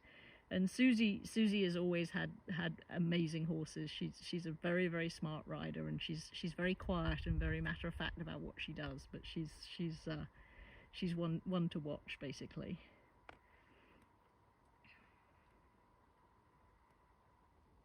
So the chafing, a lot of the riders, they'll ride with a like a sheepskin, and so they're not going to chafe as much. I've tried that, riding in the shorts with a sheepskin. You still chafe, and I don't know whether it's to do with the horse or the person, but yeah, you're going to chafe. But maybe they're not on the horse long enough to chafe. Maybe that's the thing, that they can hop off and run. So, but yeah, good going for them. You see them occasionally. They'll have like vet wrap around their knees to try and to protect them. Yes, Kootenai Zizero, that was the name of the horse. He was amazing. What cons would you say are there of the Mustangs? Well, Stacey and I were talking about this on the way over as well. They basically require different management. They tend generally to be heavier muscled, so they don't have as good cooling, so you've got to be very, very aggressive with your cooling. they're going to require different feeding regimen, and whatever that is, I couldn't tell you. I don't have a Mustang. I've ridden my friend's Mustang a couple of times on Tevis, and that horse was amazing, nothing short of amazing. But she was not a chunky bodied. Apparently my feed quality is degrading. Are you blocking the Starlink? Sorry, we think Stacey might have been blocking the Starlink slightly. I didn't shade it, but apparently I was not shading it. So hopefully we'll adjust and it'll get better. I forgot what I was saying. Oh, the Mustang. So yes, so the one I rode was, she was lighter bodied, I want to say, than some of the chunkier ones. So it can be done. I mean, Cody is not a skinny guy. He's pretty chunky, and you know, he got 8 completions. So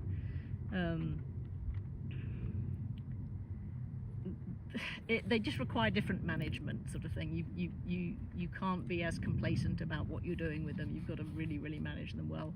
Audra Cook with Seven. I mean, he's a little guy and he's pretty chunky, but she does a phenomenal job with him. She's really got that horse dialed in.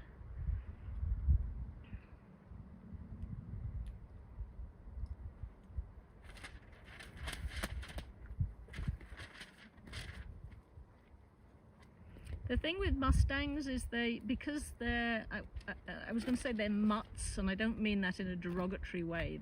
They're basically, you know, they have all kinds of breeding, so you don't necessarily, you can't say, oh, Mustangs are great, and all Mustangs will be able to do X, because they're, you know, they come from in all shapes of sizes. So you've got to basically pick wisely and decide what it is you want, and you know, how you're going to manage it, what your plan is, and what you yourself want to do with the horse. You know, how much time do you have, how much riding can you do, and things like that. I know that they're not all the same, so they're not all Mustangs are created equal, so you just need to pick wisely. And I know, talking to Audra Cook about Seven, he was not her first pick. She picked him up through the prison gentling system. I don't know what the official term is, but it's basically they have prisoners sort of gentle the Mustangs and work with the Mustangs, and she got him through that program. And she had gone to the auction with the view to getting a different horse. She had a different one that she had her eye on, and he ended up selling for more than she wanted to pay. So Seven was her second pick, and she talked to the guy who was organising the auction afterwards and said, "Oh, you know, I'm kind of bummed. I wanted that other one." And he said, "Oh no, you got the better horse." So, you know, everything happens for a reason. But yeah, she has got that horse dialed in.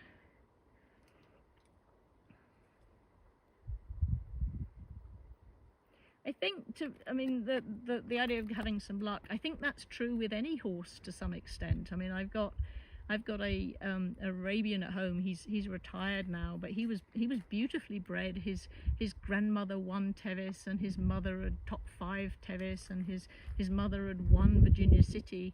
And my guy, he couldn't do hundreds to save his life. He just wasn't a 100-mile horse. I managed to finish 100 on him, and that was kind of a dodgy thing, and we finished right at the very end, you know, on cutoff. But he was a very good 50-mile horse, and I got decade team on him. He did very well, but even though he was beautifully bred, he just wasn't a 100-mile horse. Whereas you know, the big guy that I had, that we thought, oh well, you know, he's a bit big, he probably won't be able to do anything more than, you know, 25s or something like that. He was the best horse I've ever owned, and I did 10 hundreds on him, and got 2 Tevis completions and 4 Virginia Cities, and so it's a crapshoot, you know, what you get and what you think will work and what's not, you know, what you think will work and what actually works. You don't always know. If some people have a very good eye for horses, I do not, so I choose badly apparently, but yeah, it just depends.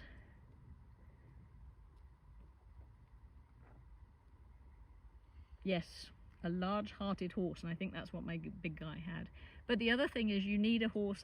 Talking again with Stacey, I said the number one thing you need for a 100-mile horse is a horse that you like to be with. You like to spend time with it. It makes you laugh. You know, you enjoy hanging out and doing the work with him. You're not sort of thinking, oh, it's going to be a chore, I've got to go out and ride the horse. You know, it's something where you look forward to riding it, and you enjoy spending time going down the trail with them. No news on Nikki Thorne. Got 2 riders.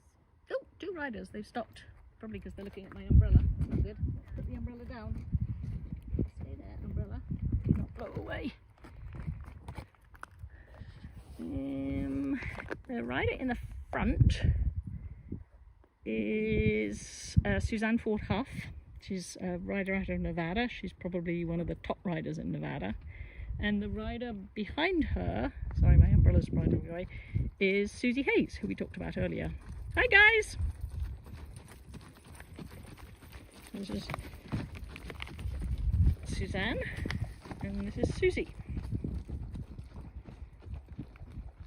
And both of these ladies are very quiet riders. They are not flashy, but they get the job done, and they'll sneak up on you and catch you out.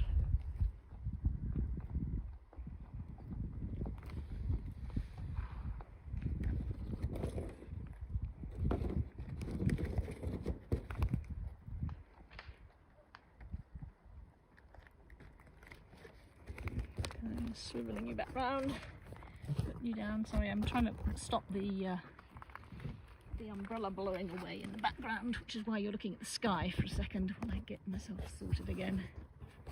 Sorry about that, people.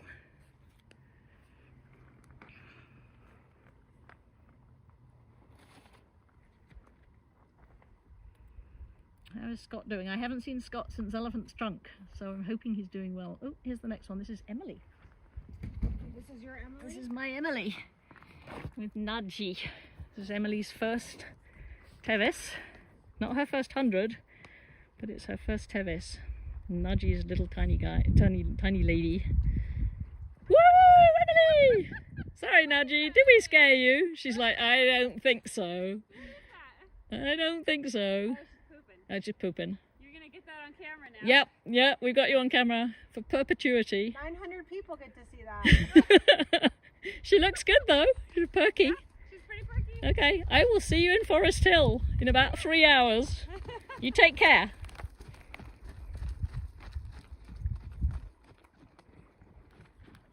So yeah, Emily she did her first 100.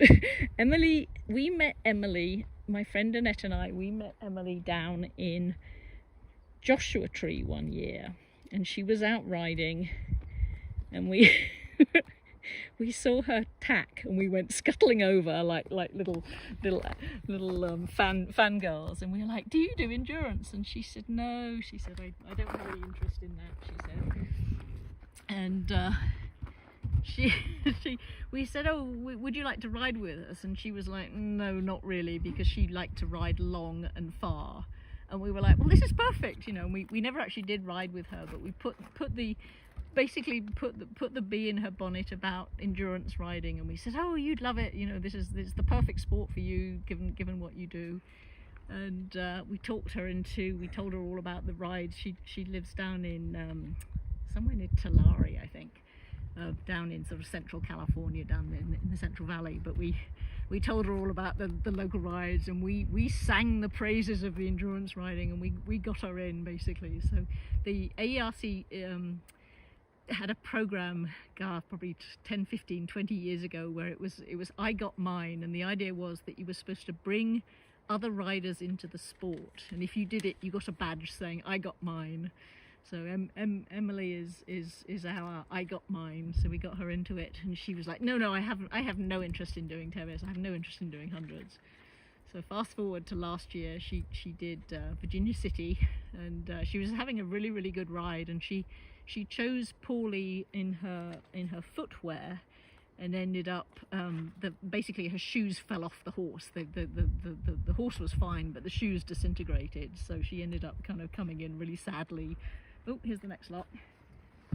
This might be John Perry. Yeah, this is John Perry.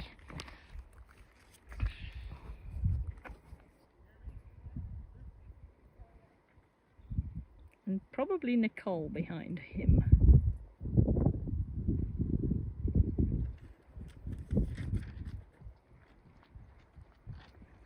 Hello! Hey, Lucy! Are you doing good? Hi, Lucy. Going well? Thank you for being here. Oh, my pleasure. Thank you for getting us the trail. You guys look good. You look good.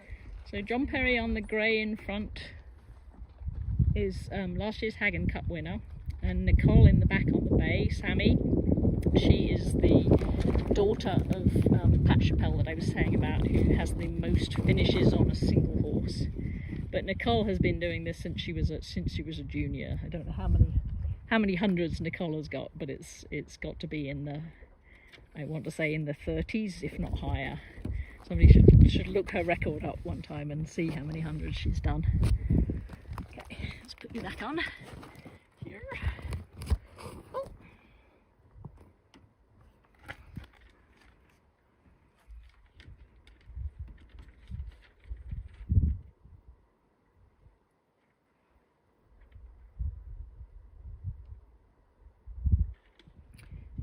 Have the horses ever been lost? Occasionally, yes.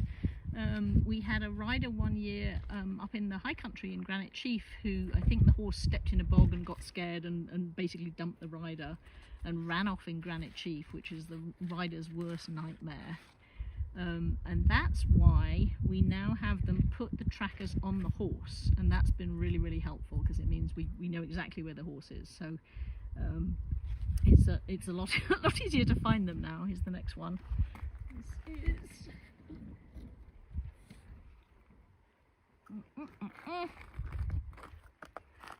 what is this?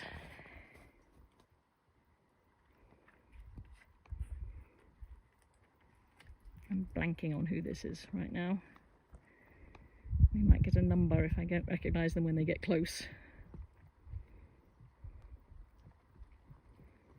Hello! How's it going? This is Jay Merrow with Aria.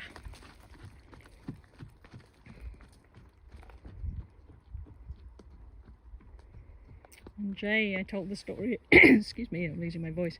Jay, I told the story earlier, she wanted to ride Lena, who's her both Hagen and Tevis Cup winner from past years. And unfortunately Lena was having an issue, so she basically had to switch this week, basically in the last few days she had to switch to Aria, who's her younger horse. But Aria was very wide-eyed and did the ride for the first time last year, and she said she was quite the handful. She really didn't know what she was doing, but looks like she's having a good ride today. No, we only have the one tracker, so one tracker goes on and we put it on the horse, because the rider generally we know where they are. They're usually able to walk out and talk. The horses, they're just not very good with thumbs and phones and things like that.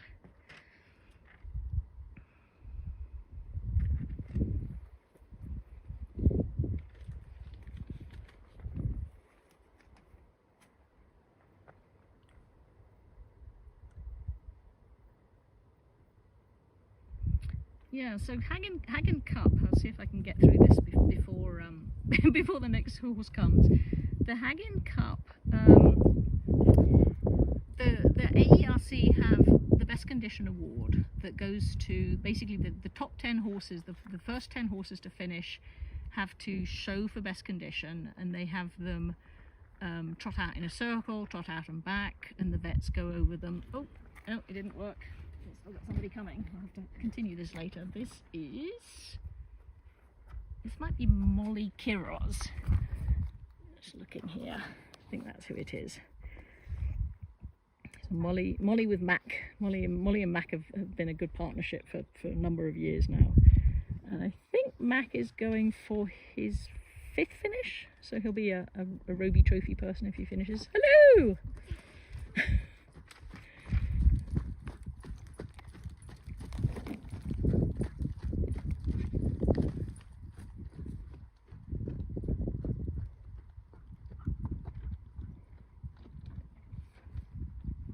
Coming through thick and fast now.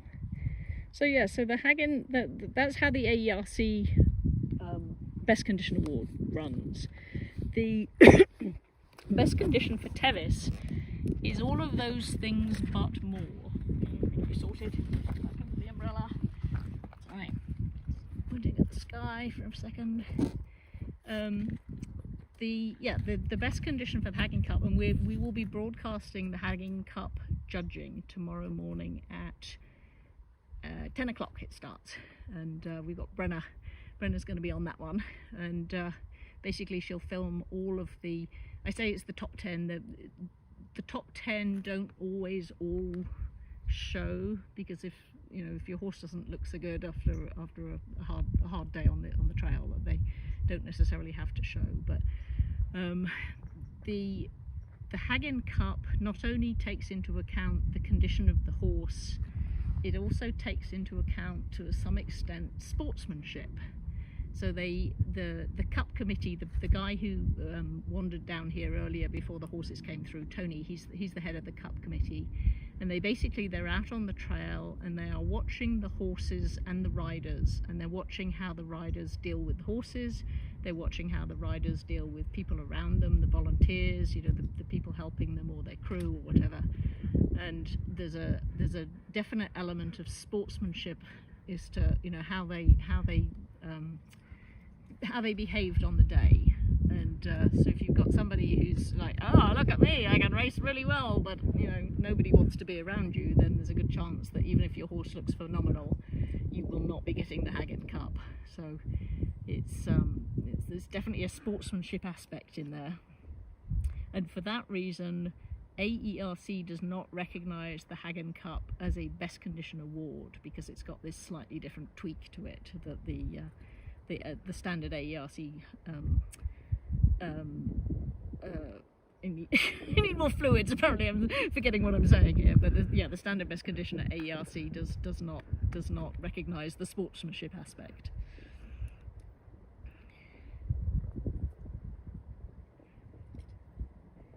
It's not so much that you're not allowed, it's that from a safety point of view, you would only want one earbud in, because if there's something, for instance, these trees that are cracking around us, you would want to know if there's something going on the trail, if there's a bear out there, or if there's horses coming up behind you that you need to be aware of. So that it's basically a safety thing. 5,800 mile finishes. I told you there were a lot. Yeah, she's been at it a very, very long time, and she loves to do hundreds. I know that.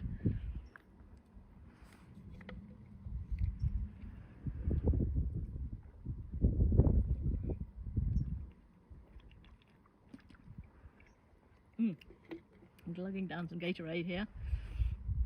There's sort of timing it to be a vet check.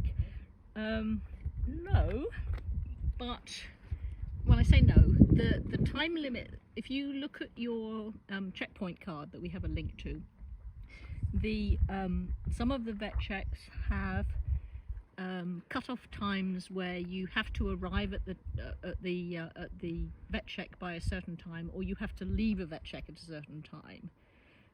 But for the most part, if you want to finish the ride, you need to spend as little time in the vet check as possible, while at the same time spending as much time as the horse needs.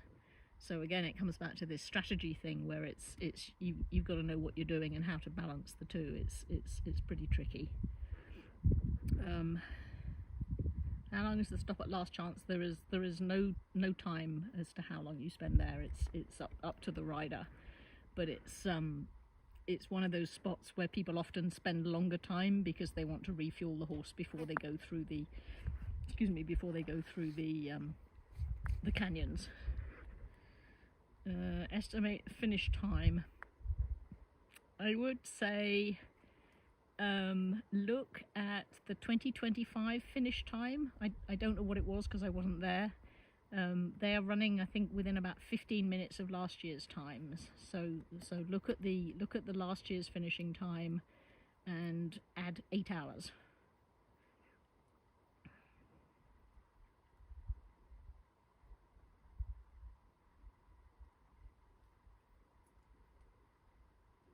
So as far as finding the time to train, once you've got a horse to the stage where it can do hundreds, you don't necessarily have to do too much to keep it going. Getting them there, yes, I agree that it can take a lot of time and energy. But if you're competing on a regular basis, quite often these horses won't need very much training in between rides. They'll just do rides and maybe do some leg stretching if they've got lots of room for the horses to move around. Yes, that's a good Susie Hayes story with that. That's how Susie is.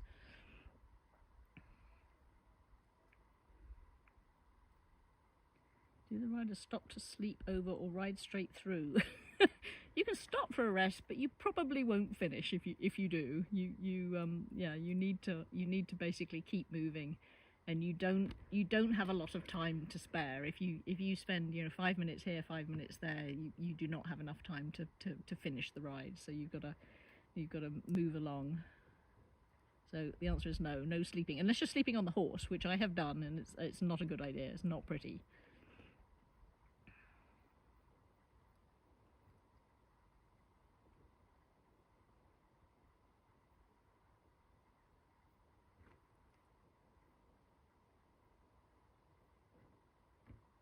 Oof. When that breeze stops, it is so hot. And there's the breeze again. Oh, so good.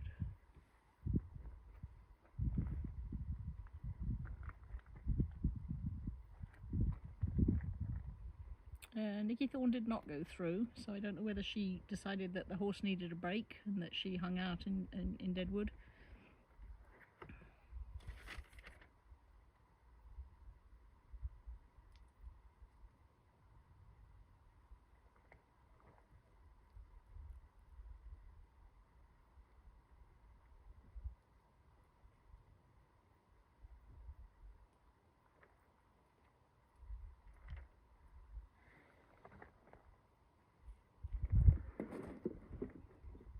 Yes, I would agree with Painted Patriot. This is one of those rides where you don't have a lot of time to any downtime to do anything and not much time to sleep. So I've done a load of hundreds where I hallucinated because I got tired and the trail was maybe quite not very challenging, shall we say.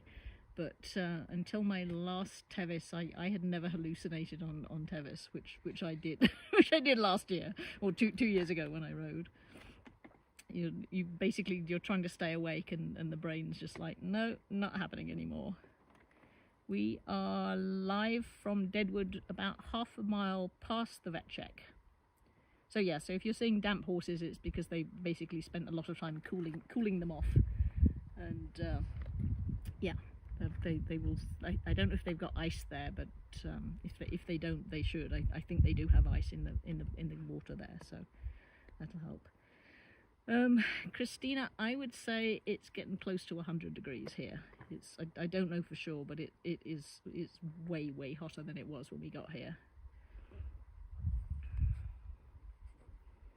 Yeah, the cracking trees, they are freaky, but they're far enough away that they're not going to impact us. But if one of them drops, it will scare the heck out of us.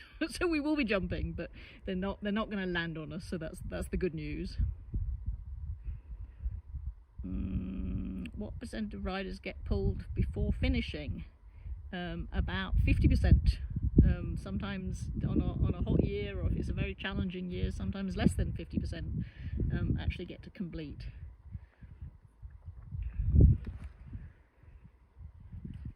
You hallucinate the most bizarre things. There's one of the riders out there today, Krista Turnage, who I'm hoping is still riding. She did Tevis a number of years ago, and she hallucinated. She got up to Roby Point, which is about 2 miles before the finish, and she hallucinated an entire trailer of people having a party. And she thought it was pretty cool that they were out there in the middle of the night, celebrating the horses coming through. And she blinked, and they were gone. No trailer, no party, no people.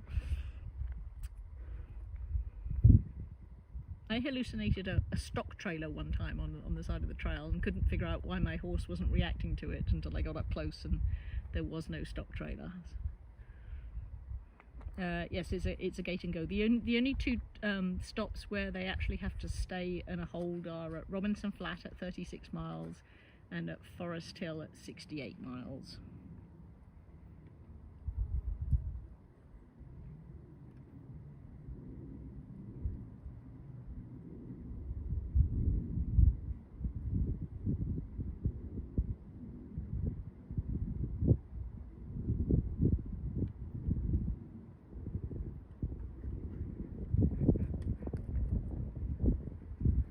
Ooh, got windy.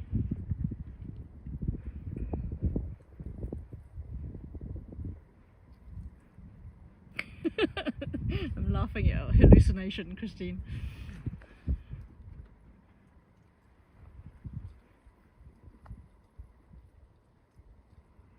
I don't know that the horses, well, I say the horses don't hallucinate. I think some of the spookiness might be hallucinating. I understood how horses spook at things one time. I was crewing for a friend and she got to the finish line, and we crossed the finish line and we went out onto the road to walk down to the stadium. And there was a white line on the road that I nearly stepped on, and I spooked at the white line because I was so tired. I didn't know what it was, and I kind of just, oh, it's a white line. And I suddenly realised this is probably how horses are. It's probably why they're spooking. The purpose of the longer holds at the vet check is basically because it's for the welfare of the horse. So the horses at some point do need to stop and eat, and I hesitate to say riders can't be trusted to do it, but it's basically, you know, it's a mandatory hold thing that all endurance rides will have a mandatory hold somewhere in there, and ours just happened to be at 36 miles and 68 miles.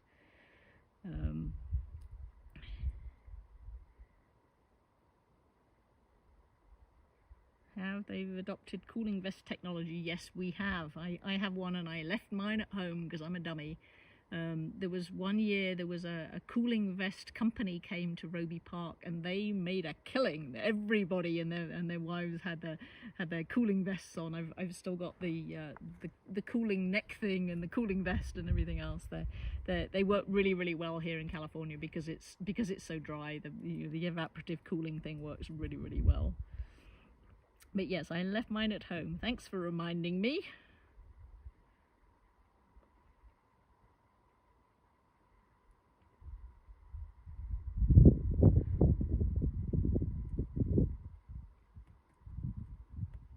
Oh, you know what I didn't do was look and see what time Emily came through. I don't know because my watch died. And my watch has just about died and I wasn't paying attention. Ooh. Okay, you guys in the chat, I'm giving you some homework. Can you check and see what time Emily Farmer left Deadwood, please?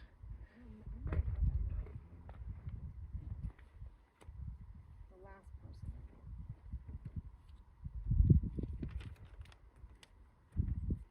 2:58. 2:58. Okay, good job, Stacey. Stacey's paying attention. She's the adult in the room. 2:58. We'll call it 3 o'clock. So we need to leave here at.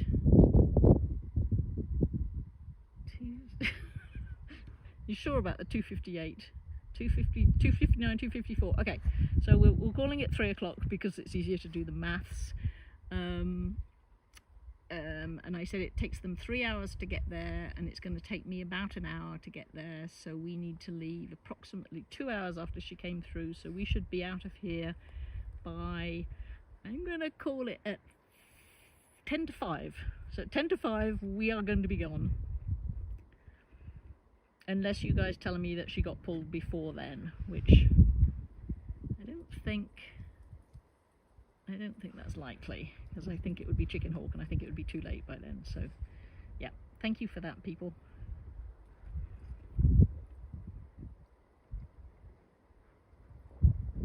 Oh, I'm bummed for Nikki. She was hoping to get the job done this year.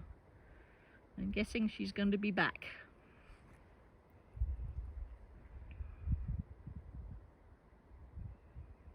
How many have passed? How many have passed, Stacey?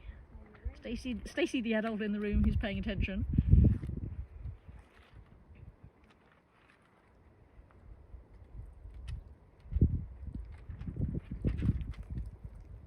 Sandra, I'm sitting underneath a stubby umbrella. That was the one I used last year, and I slammed it in the car door, so now the handle is broken. 14 horses have come through here. Where am I headed next? I am headed to Forest Hill to crew for Emily. No, Nudgy really is 13.3. She is a tiny little thing. I mean, Emily is tiny as well. She's got no meat on her, that's for sure. But yeah, Nudgy is 13.3. You need to remove the saddle. No, you do have to dismount. You do not have to remove the saddle, but quite often it's worth doing it, because that's the quickest way to get the horse cooled down is to take the saddle off. It depends on the horse. If you've got a super horse that has a low pulse, then it's not an issue. But if you don't have that horse, then yes, you take the saddle off every single time. Two years ago, I took the saddle off at every single vet check. So metabolic. Metabolic can mean a number of things. It can mean no gut sounds. It can mean that the horse didn't reach pulse criteria. It can mean that the horse looks very dehydrated. It's generally an overall impression. If a horse can have good gut sounds, but the horse is clearly not right, and it might have gut sounds now, but if you listen in 5 minutes, it won't have gut sounds. So they generally won't pull you for a single thing. I mean, they can, but generally it's an overall impression that they're going to have low scores. They do a test called jugular refill, where they basically sort of push down on the jugular and count how quickly the jugular refills. And for instance, if you've got a horse that's fairly dehydrated, the blood's sort of sludgy and slow and doesn't refill very quickly. And the same for their gums. They'll press on the gums to see how quickly the pink comes back in the gums and things like that. So they'll do an overall look at the horse, and if things aren't looking good, they're like, okay, you're done. And they'll catch them sooner than later. They don't wait till the horse is looking really bad. They usually have a good idea that the horse and the rider usually knows that the horse isn't doing. It's not. Sometimes it's just not the horse's day. They have off days like the rest of us.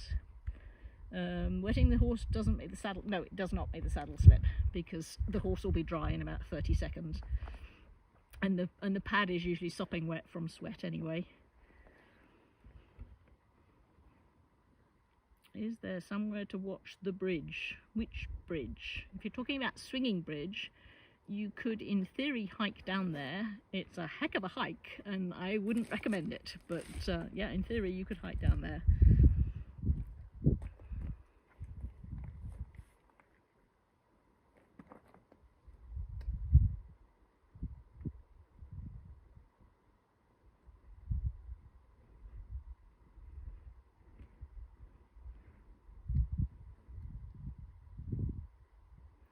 Yeah, the next stream will be at Forest Hill. So you need to look and see what time Sonoma Blakely came through Deadwood and add about 3 hours. And that's when the next stream will be coming live at Forest Hill.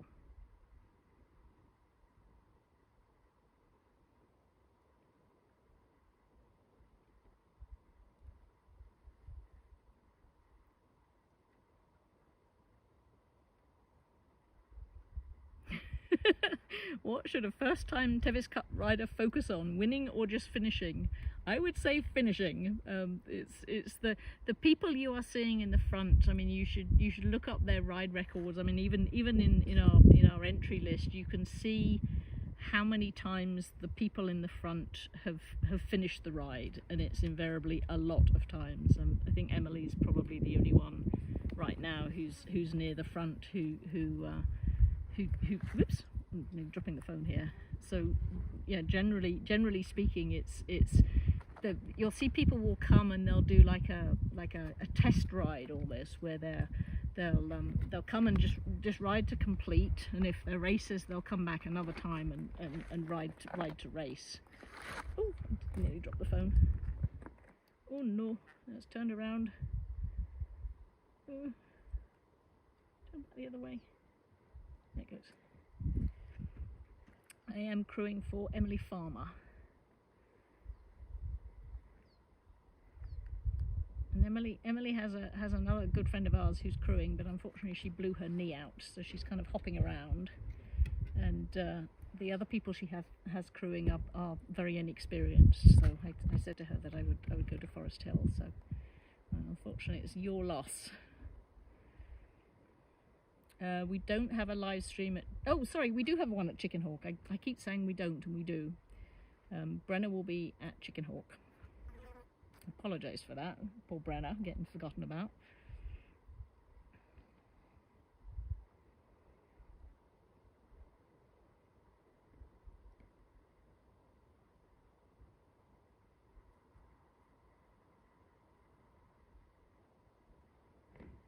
Just keep my phone shaded under the...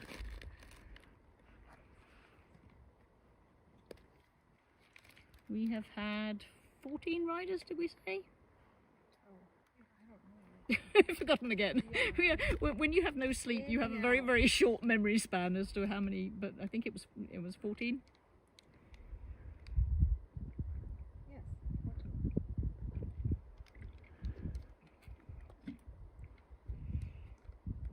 How soon until we see horses? Sandy, you probably know that better than I do because you've got the stats as to when they left last chance. And you also have the tracker. I do not have that information because I can only look at one thing at once on the phones. I've already commandeered poor Stacey's phone to look at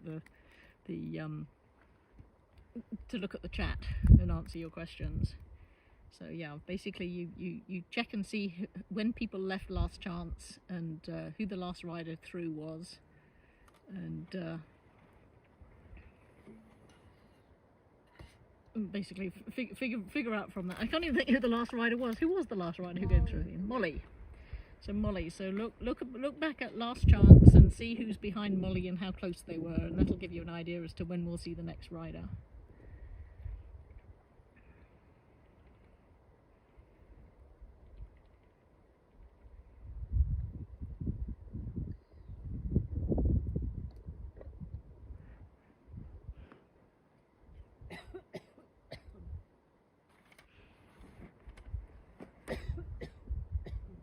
Thank you, Sarah. I appreciate the thanks.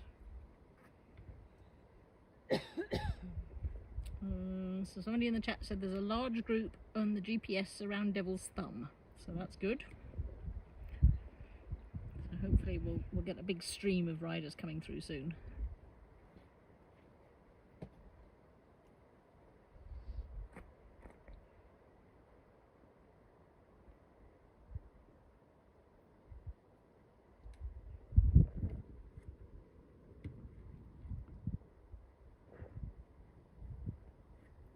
What is the age of the oldest rider? I don't think we tracked that this year. Yeah, no, it wasn't on the spreadsheet, and I was the one who set the spreadsheet up, and I don't think there was anybody that stood out as being, you know, particularly old. I know in the past we had Peter Davis was our oldest rider. I don't know who it would be. I'm trying to think of people who are up there. I mean, I want to say Susie Hayes is getting up there. She's still amazing. I mean, the fact that she's still doing what she does. How about Hal? I don't know how old she is. Yeah, Hal Hall is getting up there. Yeah, it's a labour of love. I just saw a quick message that flashed up on my screen that Brenna and Brandon are getting ready to go live at Chicken Hawk. They're not quite there yet, but if you want to start looking at Chicken Hawk, that's an option.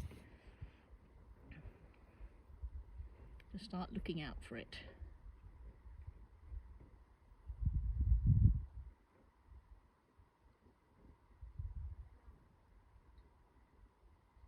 So thank you for that. We're down to 84 riders apparently. Oh wow. Could any riders get pulled at this check? Mm-hmm. Yes. Yep. So that also determines when we'll see Yes. riders. Yes. We just don't know. Because it sounds like Nikki Thorne, who everybody was looking for from Britain. She pulled at this spec check.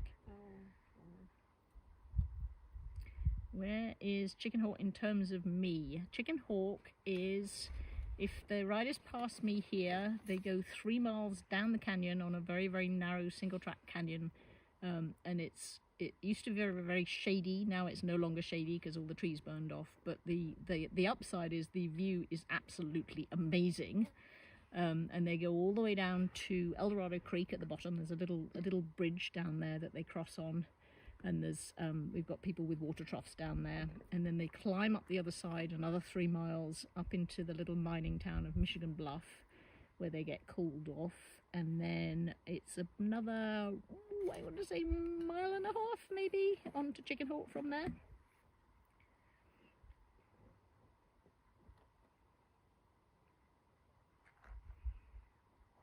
Women in their 50s riding this, come on, that's nothing. Women in their 70s. Yeah, women in their 70s.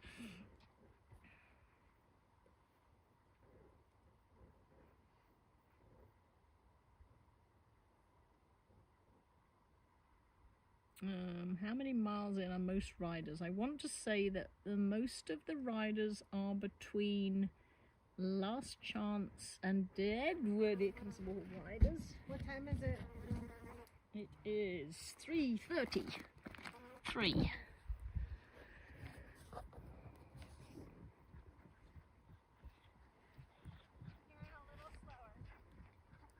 Okay, the rider in the front is Karen Stillwell, and the rider in the back is Amrita O'Leary. Hello! Hello, hello!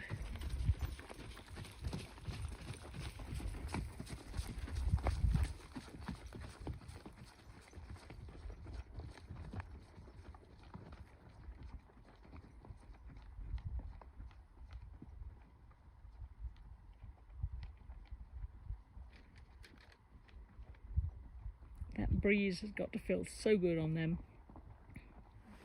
Oh, there's another one sneaking up behind us. This is Hayley Estevez with the Rocky Mountain Arabian. Hello! Such a pretty horse. And she's riding in jeans. I just want to draw your attention to that. Stacey and I are wincing the idea that she's riding in jeans. Like, no, horrible.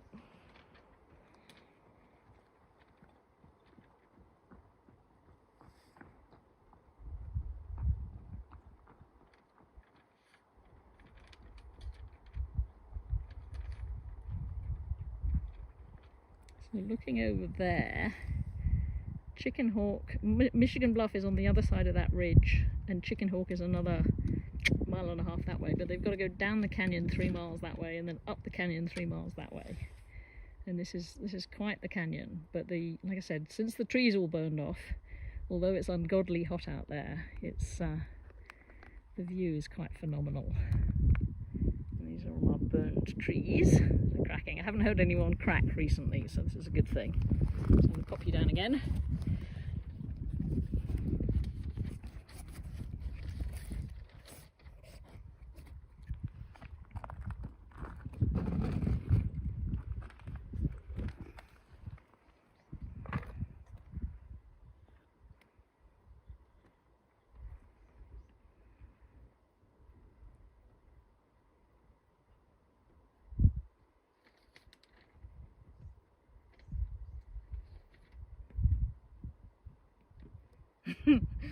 Yes, I would. Oh, hang on. As soon as we sat down, there's more people coming. They're going to come thick and fast now.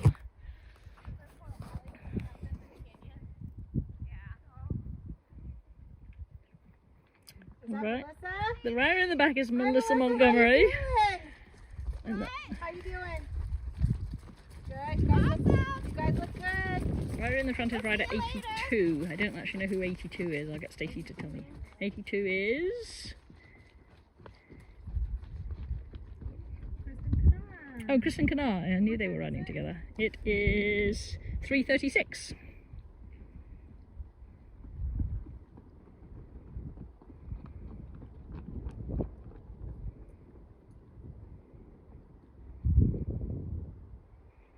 And that horse that Melissa's riding is also a last-minute substitution. She was going to be riding Bullet, but I don't know what happened with Bullet, but something Somebody told her that it was not his year to go, so she's riding Bree this year.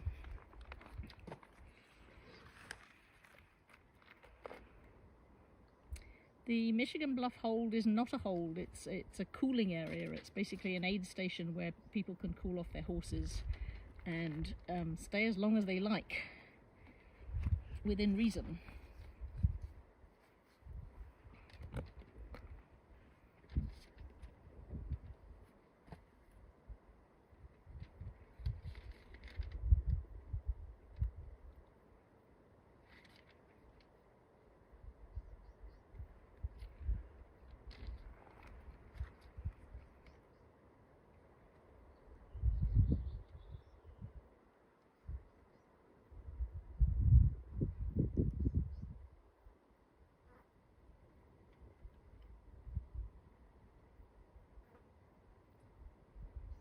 I want to say that Julie Sir actually rode, I want to say when she was 80 years old, and she got as far as Roby Point, which is 2 miles before the finish, and she realised that she would not be able to continue, so she pulled herself 2 miles from the finish. I think it was when she was 80, which is amazing and very, very sad at the same time.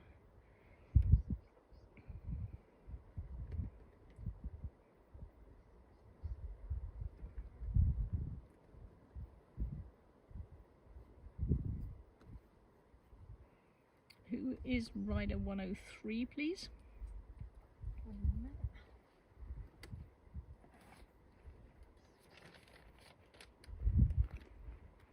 Mary Ann. Small T. Riding Oh, Morgan. she was riding the Morgan, yeah. No, I think I was working, Lynn, I think I was working net control that night, and I think she got as far as Roby Point, and excuse me, whoever she was riding with, she basically told them, go on ahead without me, and they left her at Roby Point at her behest, and somebody drove around and basically picked her up. Horse trailer riders, my name is Lucy Trumbull.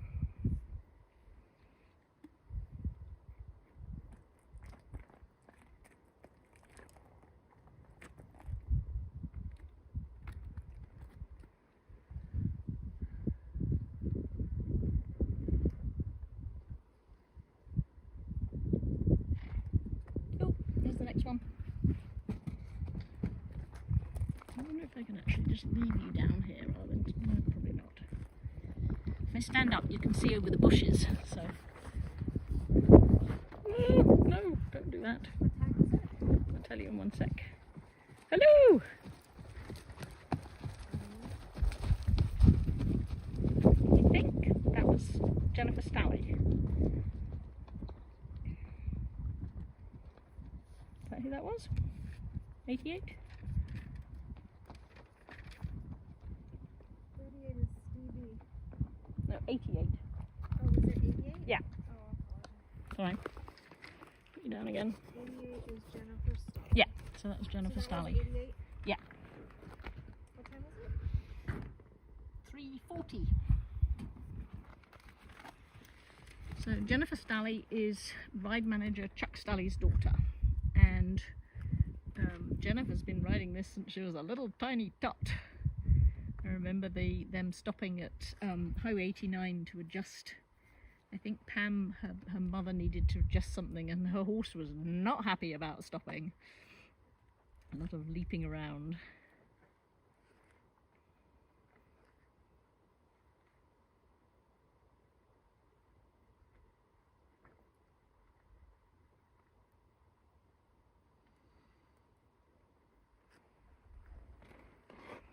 But yeah, Jennifer took some time off to have her own daughter, and her own daughter is riding, and I would not be surprised in a few years to see Jennifer's daughter out here doing the same thing.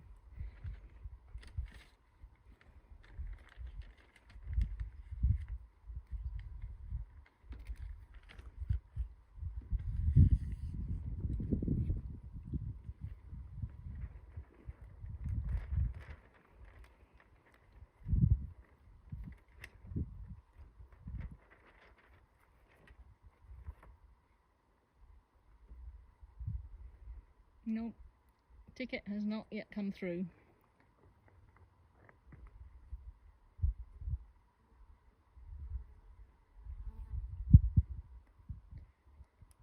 Equine Brother 1. That's why some of us moved over to gated horses when our knees start to go. You either need a very smooth Arabian or you need a gated horse. And I went the gated horse route.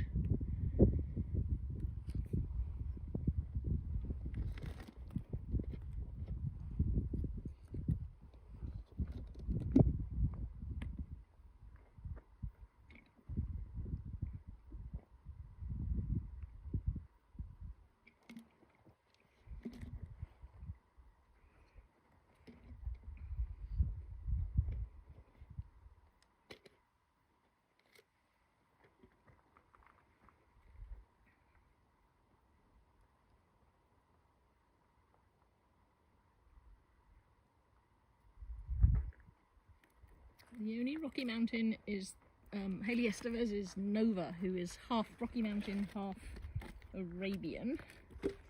We do have some gated horses in.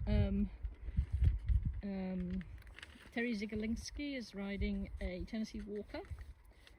Christina Jarvis was riding a Tennessee Walker, and sadly she got pulled at Red Star. Scott Stewart is riding a gated horse. Sonia Willits is on Blue, who I think he's a Tennessee Walker. Probably wrong there. He's a Blue Roan, so he may not be.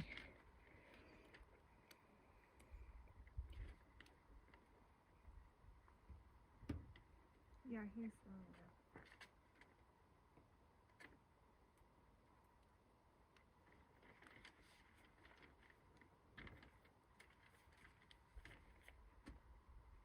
Kathleen, my guy he's a spotted saddle horse, and I actually bought him from Terry. Terry has a good eye for what might make a good endurance horse, and it's usually the bolshy ones. It's the ones he has. He buys and sells a lot of gated horses, and he has a market obviously for older people who want to rest their knees and don't want a lot of shenanigans and horses leaping around. And occasionally he'll get one in that's a bolshy, annoyingly difficult horse, and he's just like, and he'll look at it. And quite often those are the ones that make good endurance horses, because they basically have a lot of spunk to them, and they want to get going. So yeah, he sold me my spotted saddle horse, Squee his name is, and I love that horse to bits. He is the best horse. And we did Tevis 2 years ago and ended up getting pulled over time, partly due to a miscommunication at Francisco's down at 88 miles, is that? 86 miles? I can't remember the mileage. They are more comfy. They require a bit more management, so there's a trade-off. What you might spend a happy time. Oh, he's a Rocky, so Sonia's one. Sorry, yes. Oh, here's some more coming. Here's some more coming.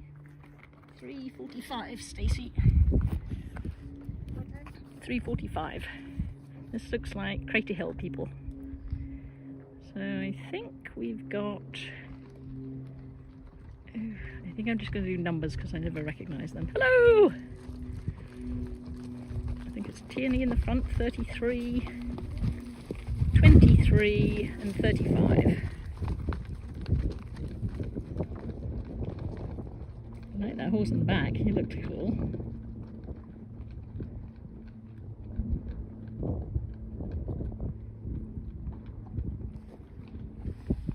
Oh, I was going to say they're looking back. The reason they're looking back is because I'm grabbing hold of my umbrella before it blows away.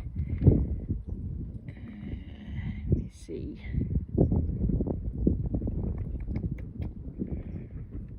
Not recognising these. Oh, the lady in the back who's waving is our deaf rider Shantia.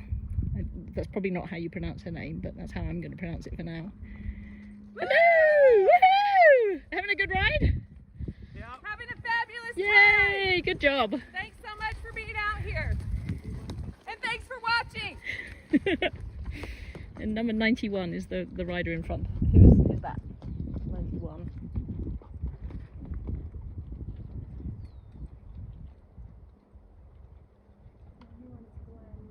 Oh, that's Glen Morgan. So that is the horse Mojave, the one who's the Lovelace horse rescue horse.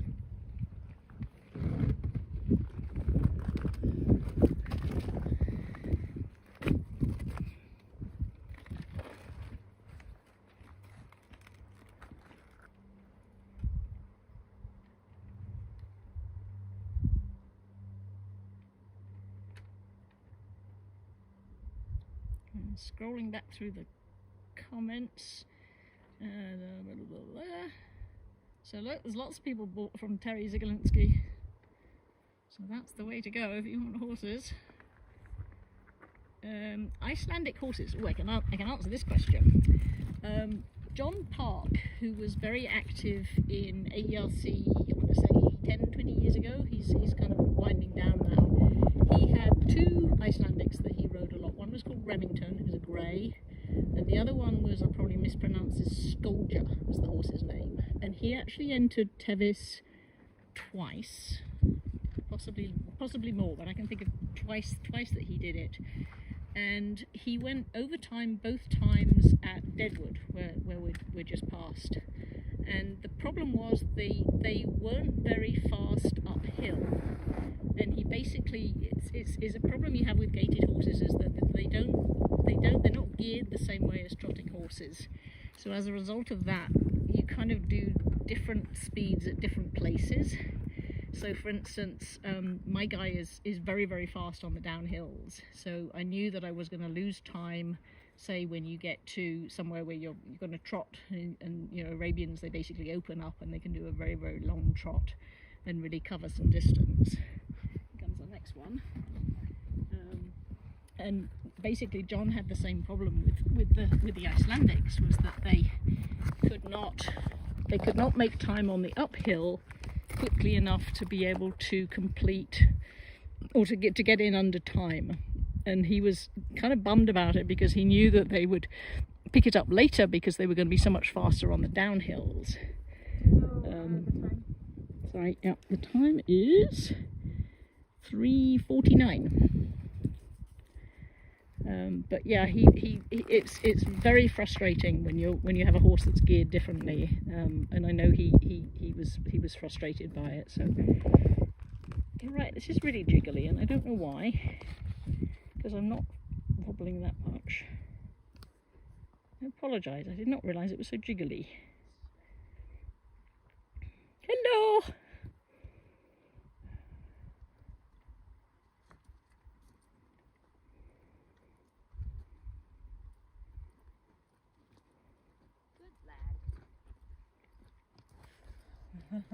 Hanging in there? Thank you, ladies.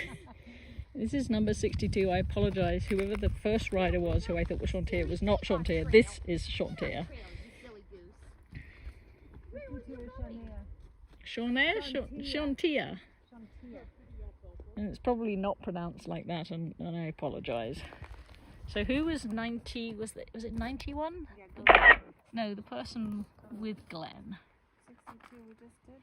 62. The person who was right behind Glenn. Who was that? I don't know. You said it was Chantier. Yes, it wasn't. I lied.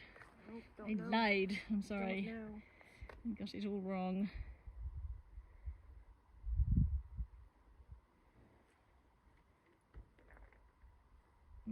Yes, Flash Pony was definitely Acne. He was not an Icelandic by any stretch of the imagination.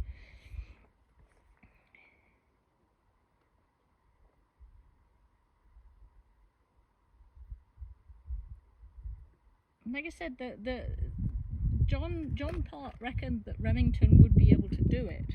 He just needed he needed more time at different times, so it was quite frustrating for him.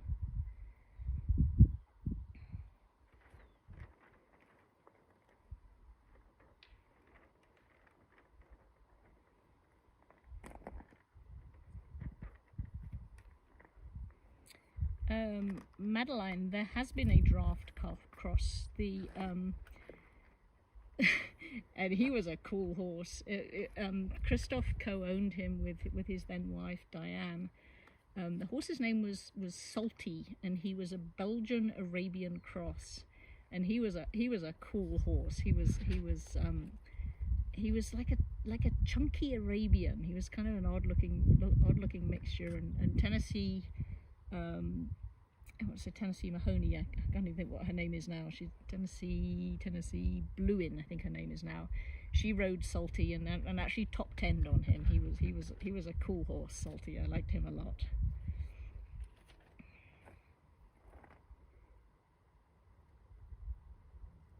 You should. I don't know why it's so shaky, because I maybe I am shaky, but I do apologize. I didn't realize. I think I might have it zoomed in. If I zoomed out, it wouldn't be so shaky, but you wouldn't be able to see quite so well. Carmen unfortunately was pulled at Red Star, so Carmen is not coming.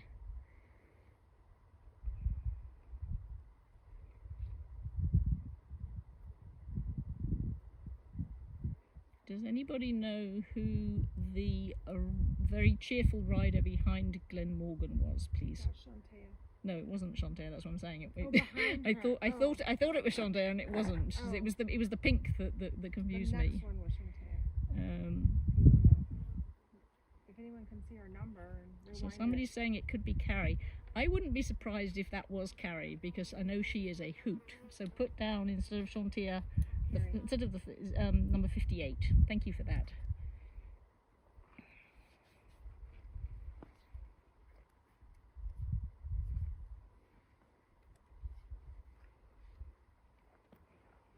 Yeah, the picture's stable right now because it's sitting on the tripod. I haven't picked it up, but apparently it shakes when I pick it up. Yes, confirm that was Carrie. I should recognise I've actually ridden with Carrie, and she is a hoot. She's very funny. The pink girl was the deaf girl, Shantae, but Carrie Bruscutter has got similar pink on her, which is why I got confused. Yeah, I was very sad for Carmen as well. That was a bummer. Oh, I heard a tree. Yeah, we just had another tree crack behind us. Oh, there are two Carmen. Oh, Carmen, that's right, Carmen Roma from the Netherlands. I apologise. Yes, the other Carmen. She was the one I could only remember her last name, which is strange. Normally I can't remember people's last names.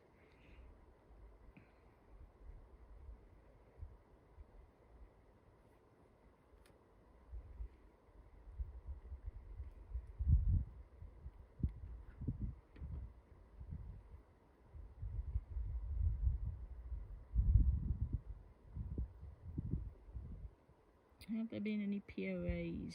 Yes. Meggie was a POA, and Meggie was tiny. A lady called Jane Shepherd rode Meggie in, I want to say 1992, 1993, something like that.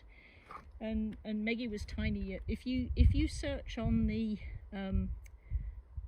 internet for Meggie the Tevis pony, I don't know if it's still up again, but there was a whole story with videos and things about Meggie the Tevis pony, and that was amazing to see. And she was a tiny little horse, and you watch this little horse going up Cougar Rock with Jane on top, and it was quite amazing. But yeah, she was a POA, little tiny thing.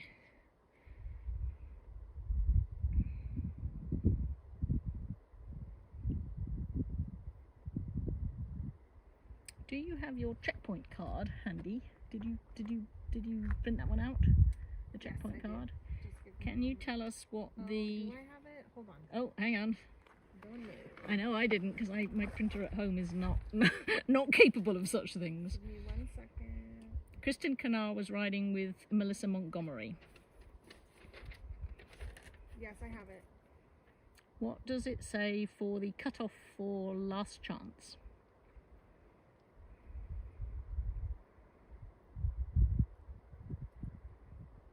3:15 and 3 p.m. Cutoff times. 3:15 in cutoff guidelines. 3 p.m. in. Okay, so it sounds like you have to be into Last Chance by 3:15. Terry Zigalinsky, yes, he's the gated guy. Flash was the smallest horse. Allegedly there was a Shetland, but we can't corroborate that. It might be a rumour. So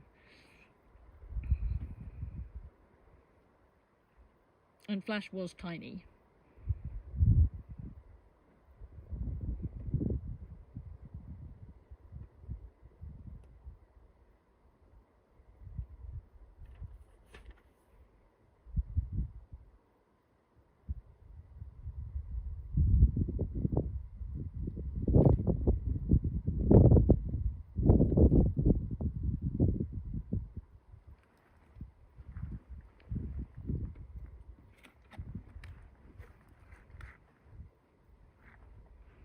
Kira, if you looked at Flash, you wouldn't have thought Flash could do it either, because Flash was tiny, tiny.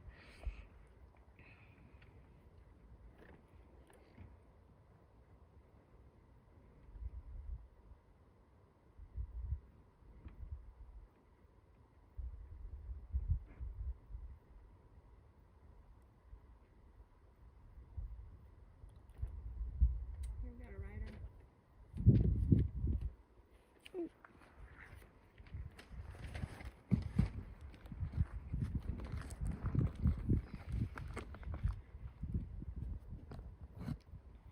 Can you see the time?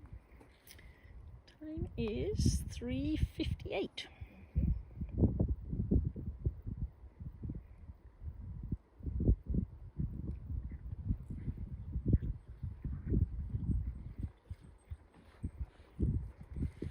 Hello! This rider 106. That is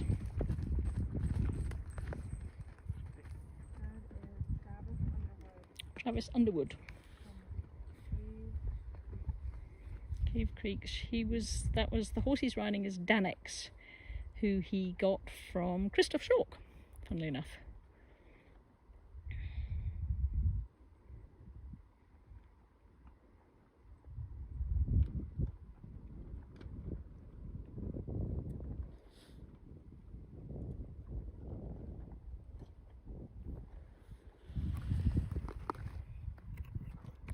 I might try and eat my banana. My banana. Yeah, as soon as I try and peel it, somebody else will come. You'll see. You wish you could get an overlay of Tevis on Google Maps. Your wish is my command. There is indeed an overlay of the Tevis Trail on Google Maps. If you go to the ride day links and scroll down, I want to say it's one of the last links before you get to the list of live feeds. I put the thing together, so you can basically, it's on embedded in a page, but you can click on it and make it full screen, and it's got the Tevis Trail, and it's got all the vet checks and the Cougar Rock and things like that on it. So take a look at that.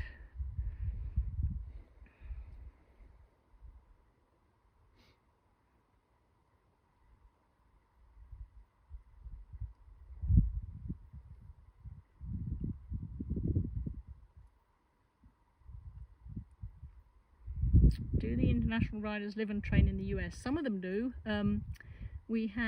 This year we had 7 international riders. Of those, Jackie and Natalie from New Zealand came from New Zealand.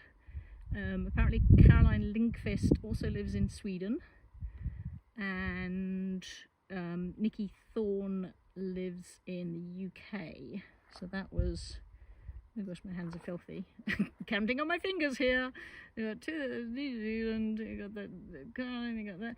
And the last 3 would have been Alicia, who represents Lithuania. She actually lives in Texas. Malin Paulson, who is Norwegian. She lives down in Southern California. And I'm missing one, and I can't think who it is. Apparently, Chicken Hawk is about to go live. The time is 4:01.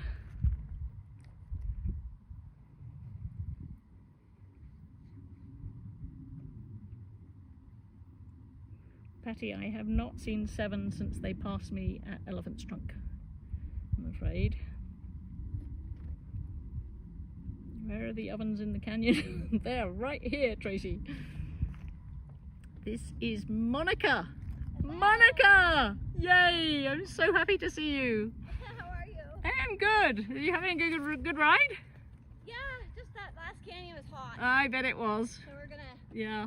just take it a little easy for a second. Yeah. and then retreat, okay? Be ready at the spring to get some more water because this next one's going to be hot too. Yeah. Thank you. So it'll start cooling off soon though. Okay, I just lied to Monica. It's not going to start cooling off soon, but she doesn't know that, and she doesn't need to know that. So Monica, I love her to bits, and I don't know what was going on last year, but she lost her focus completely and ended up going over time. And I am so happy to see her where she is this year.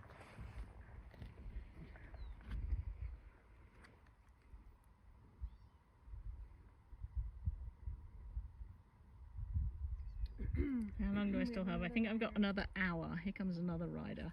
I'm almost stopping to pick up the thing because it's so wobbly. This next one, oh, whoever it is, they're getting off to run. I might have to stand up. Oh, and there's more. Hang on. Let's have a look. Oop. Okay, we'll stand up because otherwise you'll never see them in the bushes.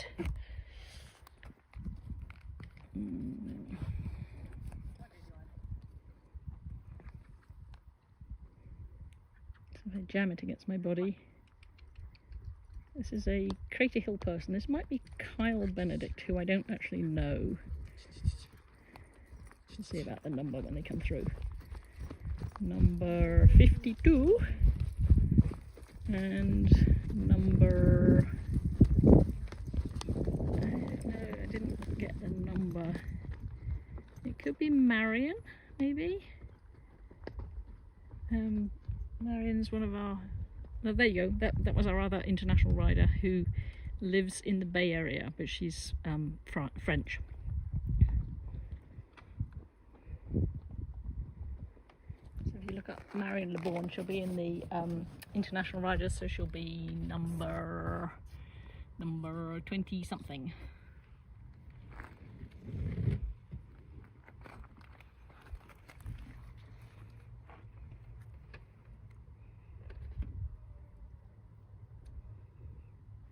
Okay, we'll see if we can. So the lady that was behind Kyle. Oh, they're telling me. Luckily, somebody knows who. That was actually Carmen Roman. That was the Dutch lady. Oh, Carmen Roman. Okay. So again, she'll still be in the 20s somewhere. There she is. 25. 25. And here comes the next one. Time. 4:04. So now it's the question about what they do. It looks like somebody's already answered it. They basically get bundled into a trailer and taken down to either Forest Hill or the fairgrounds, depending on where they got pulled.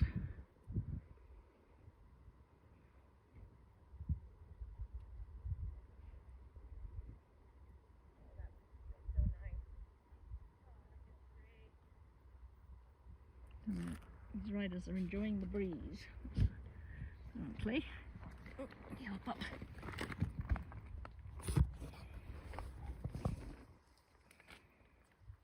Hello! Here we have Krista with Stretch.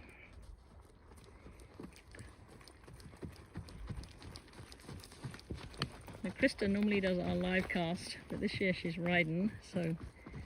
And 79 is the rider behind her. I know Krista's having a back issue, so I'm hoping that she's doing good, and she seems to be doing good. 79 is Carmen Jackson. That's Carmen Jackson. No, that can't be right, because Carmen got pulled. So I don't know who that was. I got the wrong number. You guys will have to tell me who that was behind Krista. And then here we have Lindsay Fisher with Biscuit.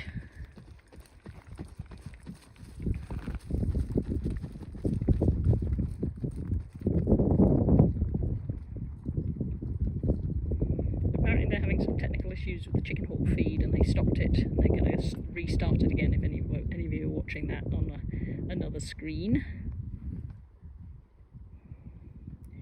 Lindsay Fisher won Hagen Cup with Monk a few years back.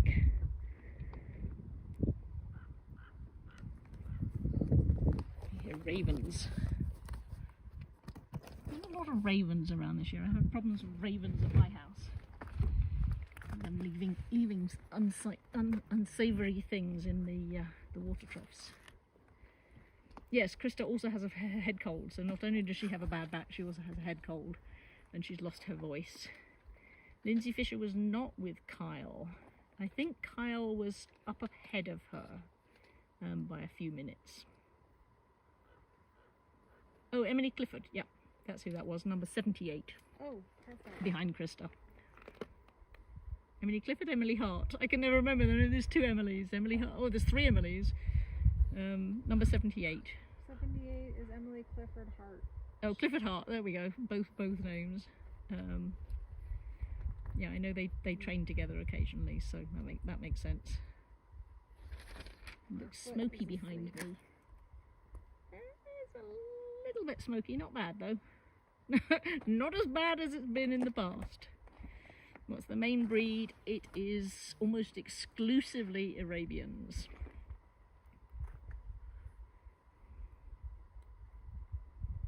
Got a lot of things thrown in.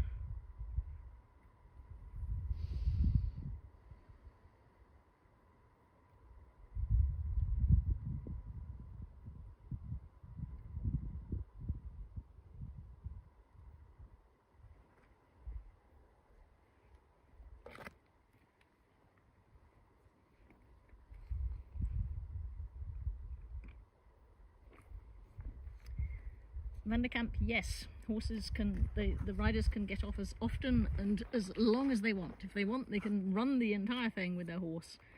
There's no rule about when and how long they can get off for.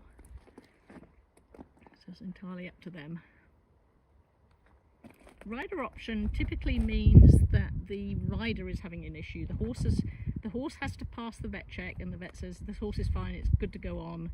And the rider says, I've been puking for the last 10 hours. Or the rider says, I just broke my wrist, or I got smacked in the face by a branch, or, you know, various things like that. So the rider basically says, I don't want to, don't make me go, which is often people saying, I don't want to go. And quite often they're like, no, get back on your horse, you're fine. But yeah, that's what rider option is. It means the horse was absolutely fine, but the rider was like, no, not doing it. Yeah, the chicken hawk feed, they're having some technical issues. I think it'll get sorted out. It's they're kind of I think they're restarting it and going again. So stick with it.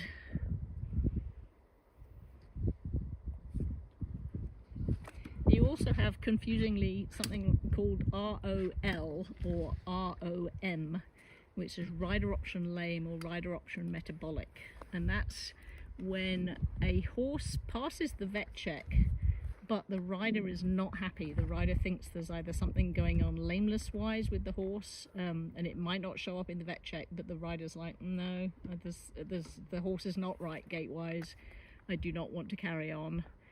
So they basically they pull the horse, the rider pulls the horse. The vet says the horse is fine to go on, but the rider pulls the horse. Or ROM is basically rider option metabolic. So the rider decides that the horse has something going on that they're not happy about, and the horse might have, all its parameters might have been fine, but the horse is just not right. And you're very in tune with your horses, particularly when you're doing hundreds, because you spend so much time with them, and you can recognize when there's something just not quite right.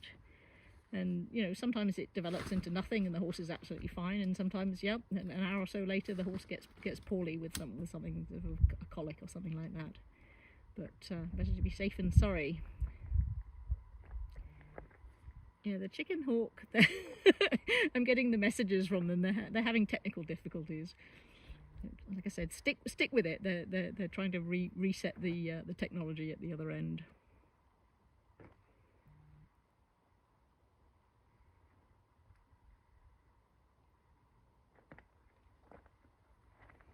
Do we know what the cutoff is for Deadwood, please? Are there bears? Yes, there are bears. There are 5 p.m. in, 4:30 p.m. So 5:30 is the straight cut off. It sounds like you have to be into Deadwood by 5:30. Oh, here's our next riders coming through.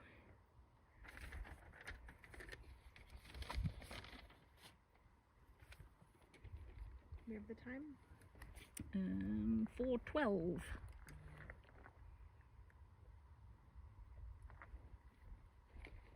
We got 1, 2, 3, 4. Okay, I'm gonna stand up for these 4.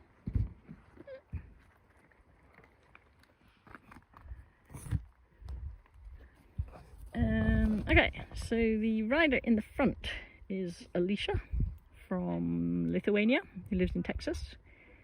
The rider behind her is Brandon Brunner, I think it is, and they are being passed by Jennifer and Alex Niehaus.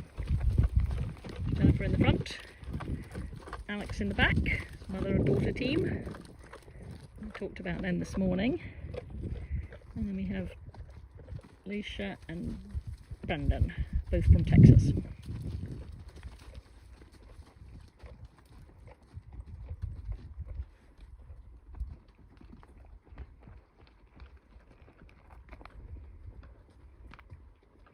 So the mother-daughter team, Alex and Jennifer at the front, they are from a long-term endurance family. Jennifer's mother is Joyce Souza, who is Hall of Fame everything, a horse rider, you name it, she's done it. Jennifer used to be ride manager for the Lake Sonoma ride that's out in western northern California, should we say. And I remember Alex as a little baby when Jennifer was being ride manager, and she had Alex in a little stroller there. Alex is now in college.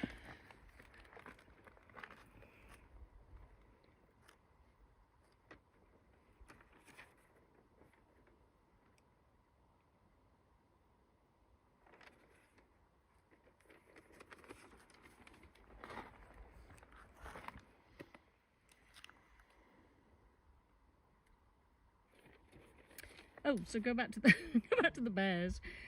There is, generally speaking, there are bears around. I've seen them coming through Olympic Valley. I've seen bears. Michigan flat. There's bears. Coming through Olympic Valley, we saw baby bears running around the trail below us. There is currently a bear living in the Chicken Hawk vicinity. We camped there a few years back, and the bears are definitely hanging around that area. Comes in close to camp and sort of hangs around if you ride the trails around there. My friend Katie, who is staying with me right now with her 2 young daughters, and those guys are volunteering at Chicken Hawk today. They went out to Chicken Hawk a couple of 3 days ago to ride, and they rode down into Volcano Canyon, and they spooked the bear, and the bear basically ran out in front of them, ran across the trail, and then kind of went arse over tea kettle, falling down the hill on the other side. And Katie's 7-year-old thought it was the best thing she had ever seen. She thought that was amazing. So that was a good highlight for them. Do we see mountain bikes? There's not a lot of mountain bikes out here. They tend to be, I want to say segregated. That's probably too strong a word, because you do have mountain bikes out here. But generally speaking, the ride is very well advertised, and mountain bikes don't want to deal with it, sort of thing. So they tend to not be out here.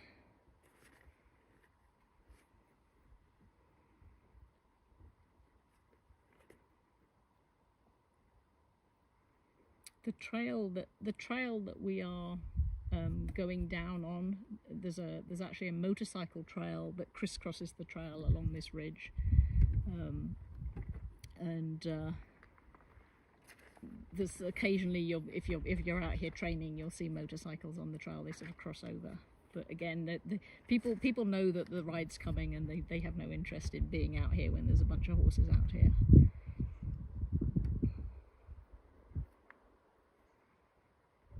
The difference between cut-off times and guideline cut-off times is if you find yourself riding to the absolute cutoff, you're going to be a very, very sad rider. I've done it, and it's extremely stressful.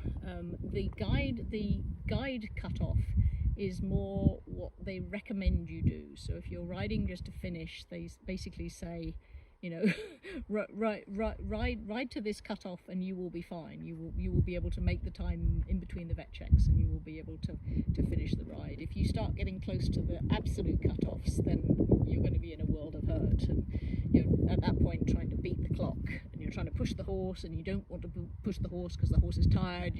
You're tired. You don't want to go that fast, but you have to go that fast, and it's a very stressful situation to be in. So good to stay with the recommended cutoffs if you're riding to finish.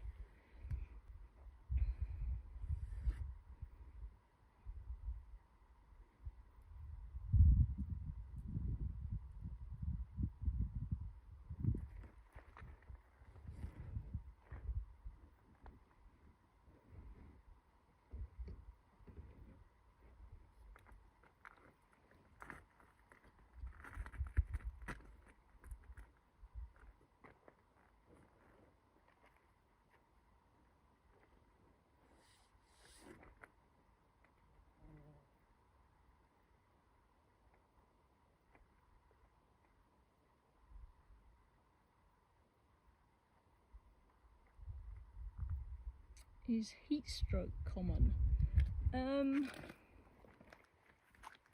Yes and no. You have a lot of very overheated riders, and I have been one of those overheated riders. Generally speaking, they don't get so far as to actually have heat stroke. Generally what happens is the heat and the dehydration get them in the nighttime portion, because when you get dehydrated you start getting nauseous and you get very bad motion sickness at night. So as a result of that, you know, riders who didn't manage to have enough fluids or enough electrolytes during the day will quite often get quite sick at night. The example, here's another story for you. There was a rider one year riding with Tony Benedetti in the top 10, and she got horribly sick on the horse and basically was puking off the side of the horse, I think all the way between Francisco's and Lower Quarry, or somewhere in that vicinity towards the end of the ride.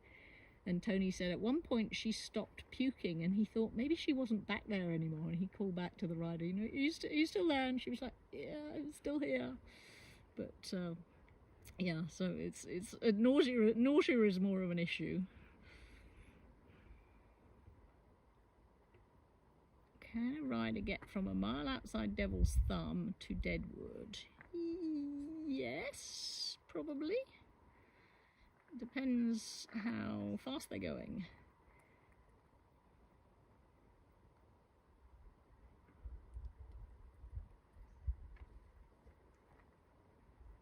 So it looks like Ticket the Mule's arrived at Devil's Thumbs, which is about 2 miles from where I'm sitting. The trail is marked by ribbons. We have a team of trail markers who go out with they're actually biodegradable that we use now, and they mark the trail on the right hand side all the way from the start to the finish. When they get to a turn, you'll see 3 ribbons, and quite often we'll put like dolomite arrows, white arrows on the ground to make sure that people make the turns when they should. And then in the nighttime portion, they put out a load of glow sticks, so you're able to follow the glow sticks at night.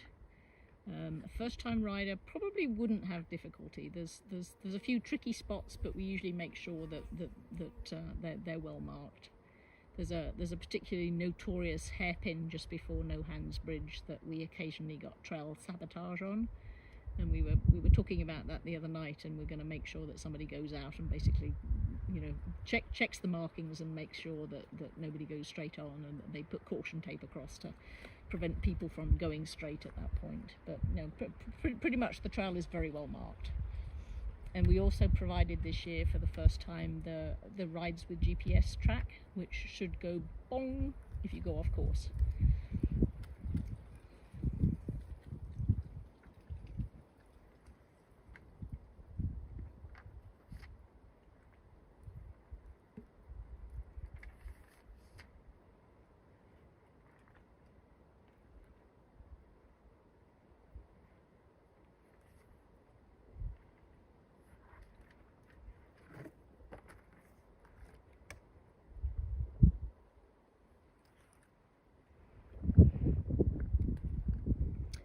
No, unfortunately the glow sticks are not biodegradable.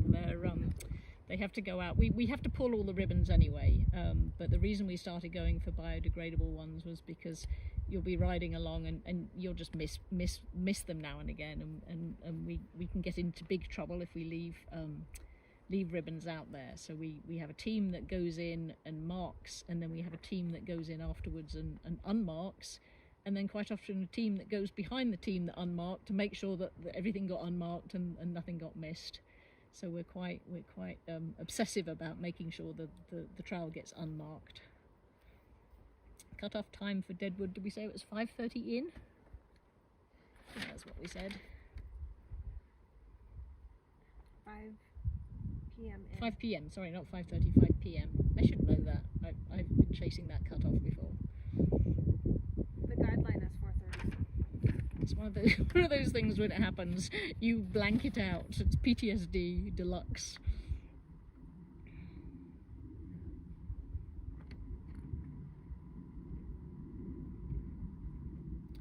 Most riders carry as much water as they can carry. If they don't drink it, they trickle it on the necks of the horses. Riders will carry snacks for themselves. They'll usually carry a spare boot in case they, or in my case, 4 spare boots in case they lose a shoe or lose a boot. A hoof pick's always a good one if you get something stuck in. Oh dear, my battery's going down. Let me see if I can add my power pack to that.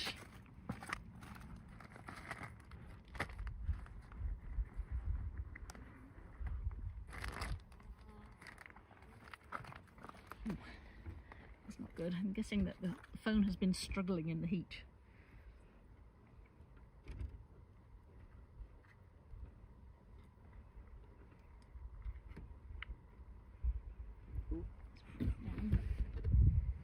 Fighting with the umbrella.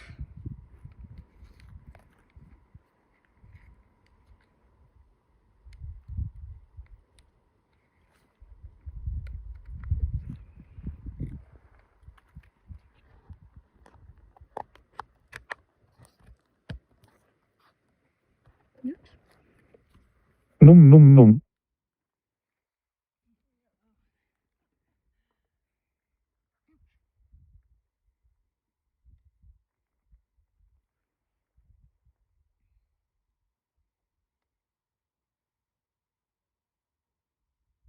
On the next lot. Let's look like. Let's see what this is.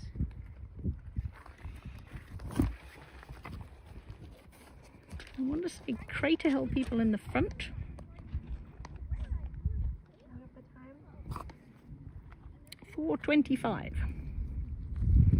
The second rider is Ryan Ellis, I can tell you that.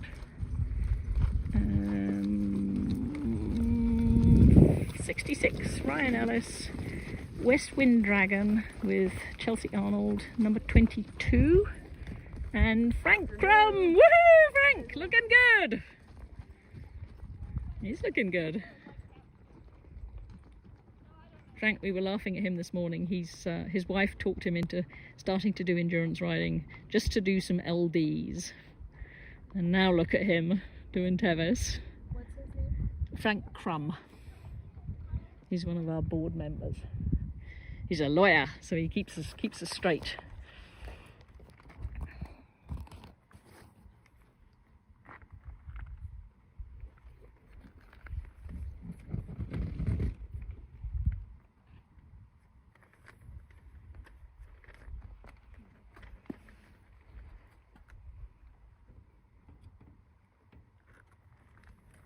My nom nom nom, that's for when I plug in my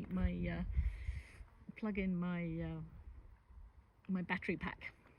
My phone, I've got my phone set up to do that, so I know that it's plugged in properly.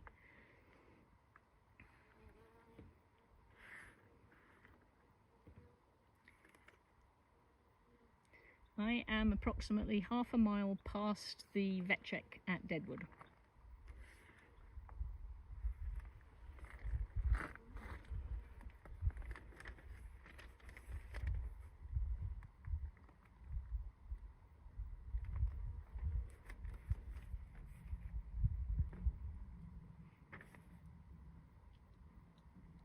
Oh, here comes Christoph.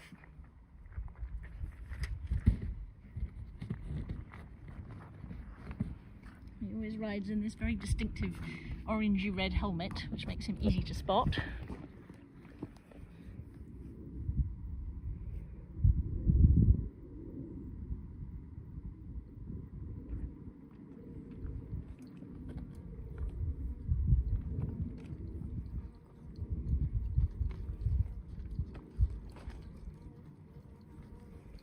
Hello, hello! Hi there. Christoph is another rider who gets off and runs a lot with his horses. This is Ozzy. He won Best Condition Hagen Cup with Ozzy a few years back. It was nice to see.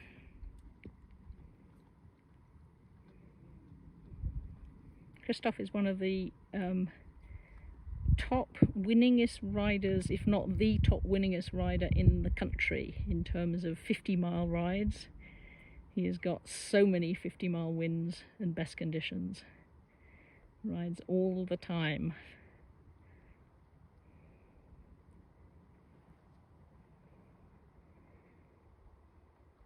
He's another one, you should look up his record, because that's a crazy mind-bending thing.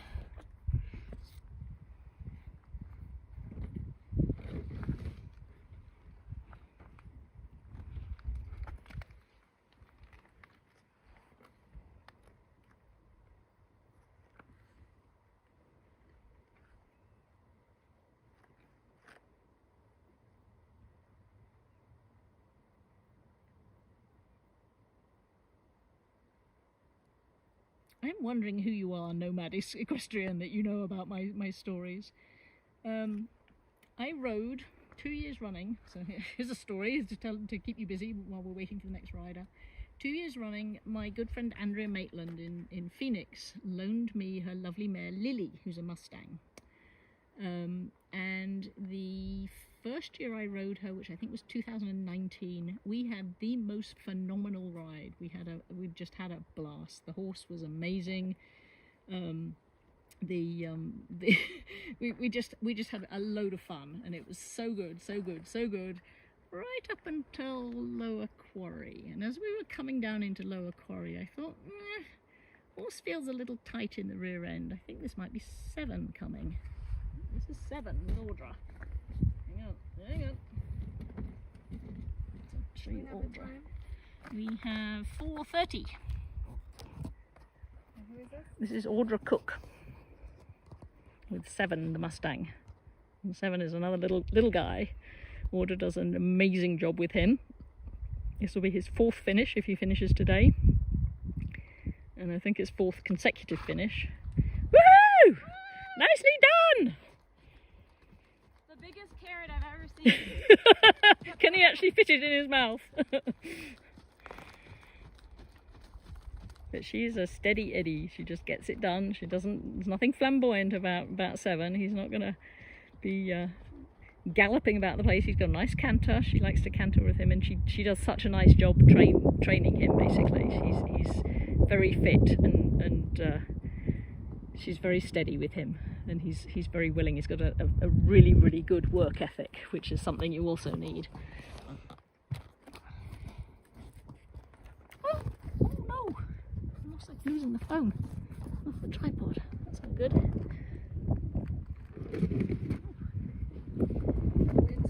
The wind's picking up, yes. So, so we got to Lower Quarry, and I said to the vet, Rob Lydon, I said, I think she's feeling a little tight in the rear end. And he said to me, if she's tight in the rear end, she's now compensating because she's slightly off on the left front. But it was still pretty slight. So he said, okay, you're good to go, off you go to the finish. So we went, and she got progressively lamer as we went along, and I thought, this is not happening, we are not going to finish. So I texted my crew up at the finish line and said, think of something, because it's all going to go horribly wrong. And so when we came in at the finish, we ended up, oh, here's the next lot. We ended up putting the left front foot in a bucket of ice water in the hope that would basically make her leg feel good enough. But this is Hal Hall in the front with his 42 starts, hopefully 34 finishes. I don't know who's behind him. The time is 4:32. We'll catch the rider's number behind him in a minute. Hello! Another good spot for you two. Yeah. If my umbrella doesn't blow off. Woo! It's Christy! Christy Hartman! Woohoo! Christy! Yeah. So Christy Hartman's going for her 10th buckle. Hal's going for his 34th.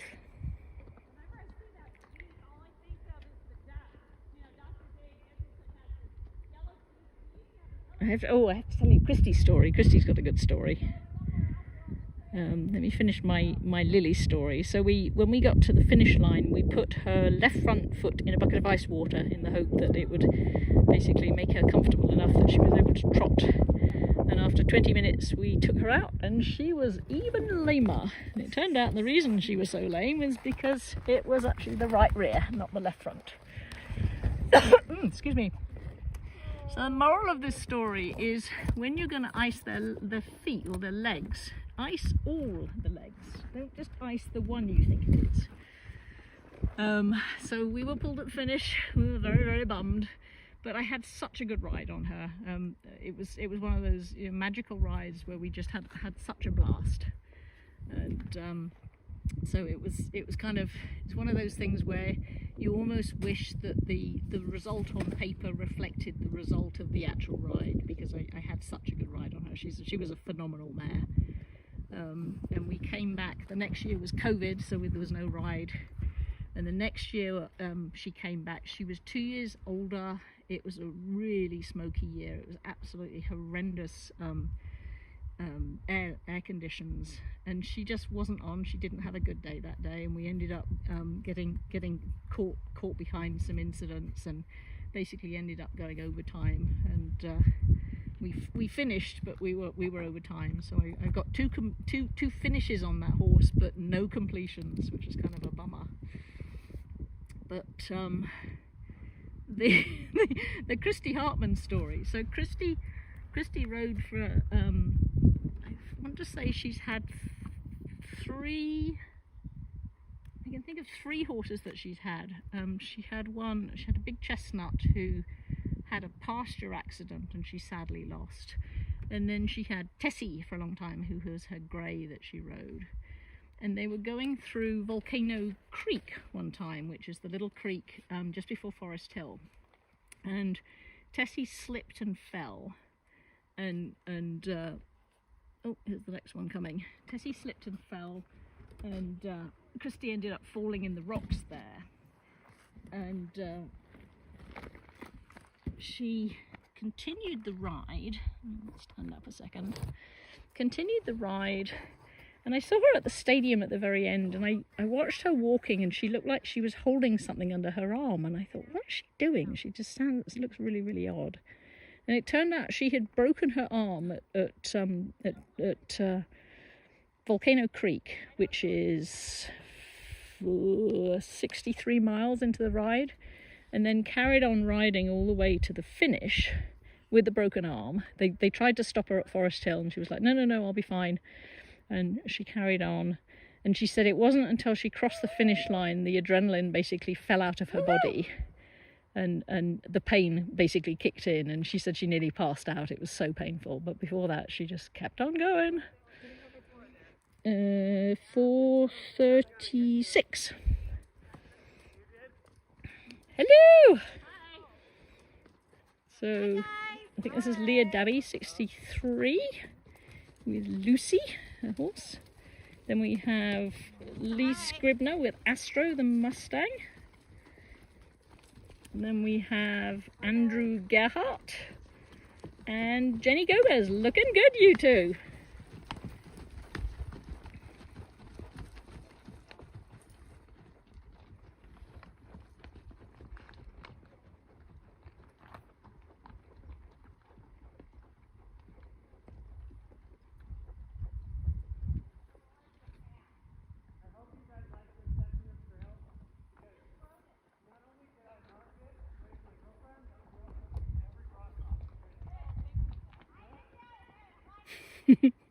Riders having fun on the trail. So it looks like Andrew and Jenny went for a daring overtake getting on the trail. Is that Andrew Gerhardt? Yeah.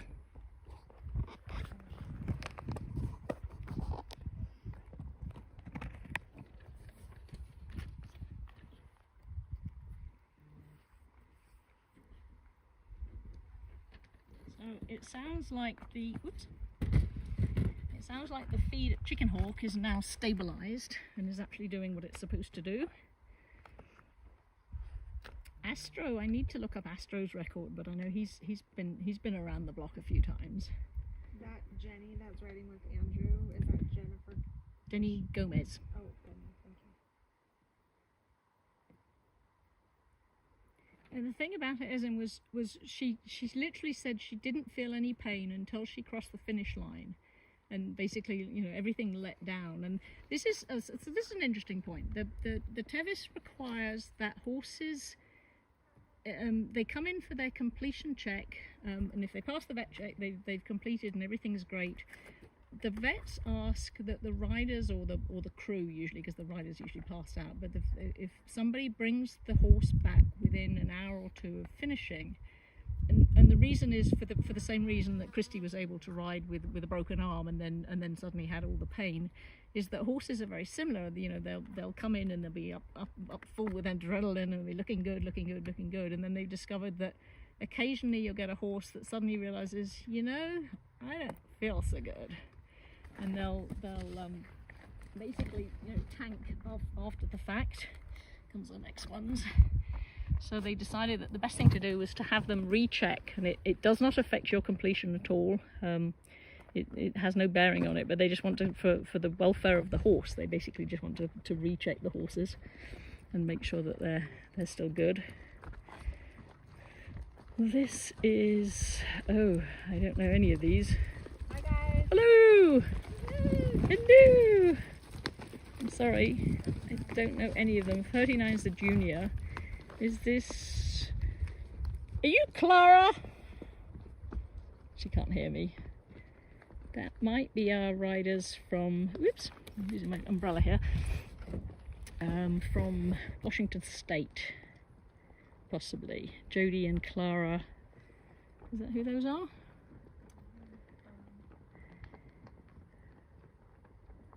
Yes. Yeah, Jody and Clara. Jody and Clara. Jody and Clara. Whoops! Nice to see them. I'm sorry, I'm falling down here.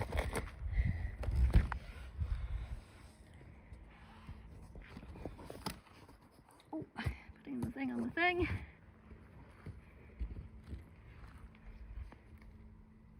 Camera is steady. I'm now bracing the camera against my body when I get up to film, so that's helping it. Oh, is that who that was? Stevie with Alina, and the other rider was Deborah Olmsted. Maybe that's who that was. If that's who it was, if Alina was in the back, yes it was. It was Alina in the back on full send. Alina got to Lower Quarry last year and she got pulled. It was such a heartbreak. Here's ticket, guys. Ticket's coming. You have a mule in the house. 4:41.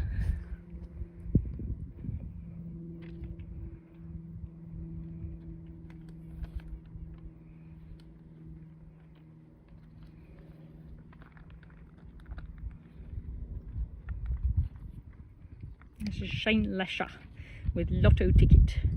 If Ticket finishes today, she will have 5 completions and she'll be on the Roby Trophy. Hello!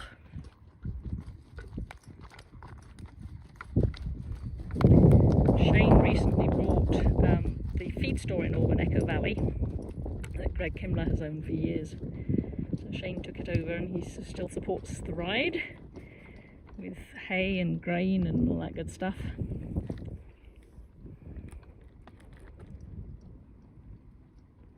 He also owns my local feed store in Garden Valley, so he's got quite a few businesses going apparently.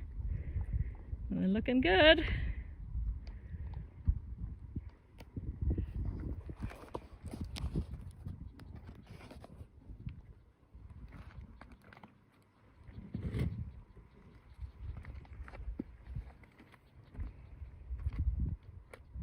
I will try and speak louder, Margot. I'm getting getting a bit parched.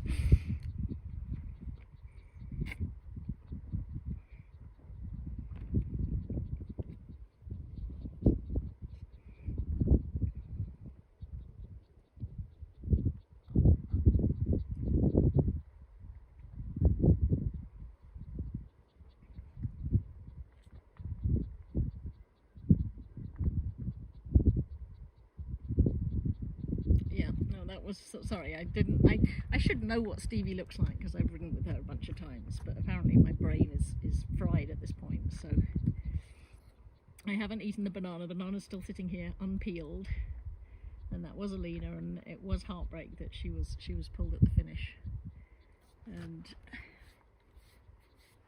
trying to think who the other rider, she had another rider who was also pulled, and she was so bummed.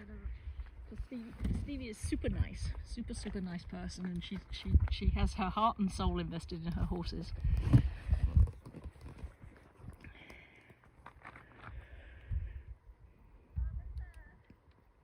I'm blanking on them so far. Hopefully when they get closer. Amber, it's Amber Oliver. Amber Oliver, she's doing it. Yeah. Hi family, I love you. What's... I'm having the best day ever. She's having the best day ever. It's number 76, and in front is Amber Oliver. You're all over the place.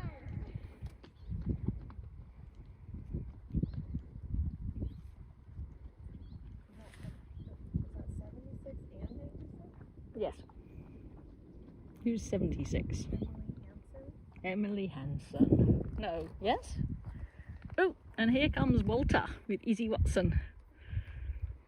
Walter is also going for a Roby Cup. They're flying. Apparently Walter wants to catch them. Who is the rider? Izzy Watson. Hello! Good job. Going well. Out here. Say again? I just said thank you. Oh, no worries. Have a good ride. Super nice. Izzy, I've ridden with her a few times. She clearly does not remember. It's like you ride with people and you're like, hey, I have no recollection of that at all. It's nice to see. I think they'll catch them up. Have some company on the way down the canyon. Ooh, there we go.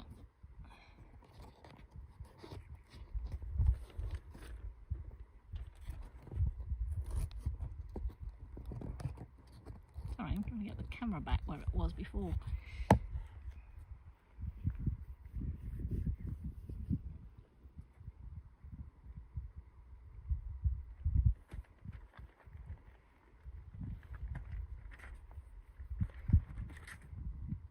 I drank an entire bottle of Gatorade. Come on. I'm drinking some water. I should eat the banana, basically. The second time I rode Lily, and I came in, it was so late. I came into Lower Quarry, and they said, "What do you need?" And I said, "I'm cramping. I need to get the horse pulsed, and I need to get out of here." And they they took the horse from me. They sloshed her down. They got her pulsed in.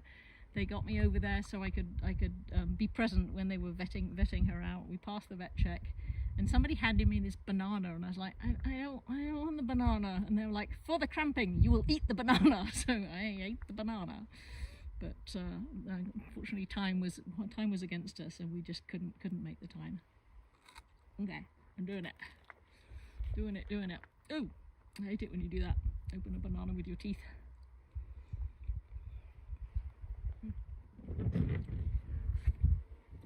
Get my phone cool.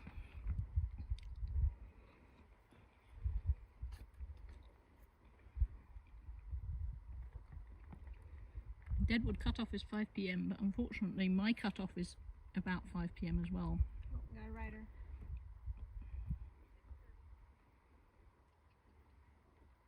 Lucy, we have a rider. Yeah, I see him. Oh, okay. I don't have another Gatorade with me. It's down in the Jeep, which is down the other end of the thing. I do need to baby bird. I'm guessing the person who made that comment is Andrea, who has crewed for me and done baby bird impersonations with me. It's like little tiny bite-sized pieces. Oh. This is Tonka, little red roan. Hello! There's another fan favourite. What a cool horse. Another little Mustang guy. It's a Steady Eddie, number 65.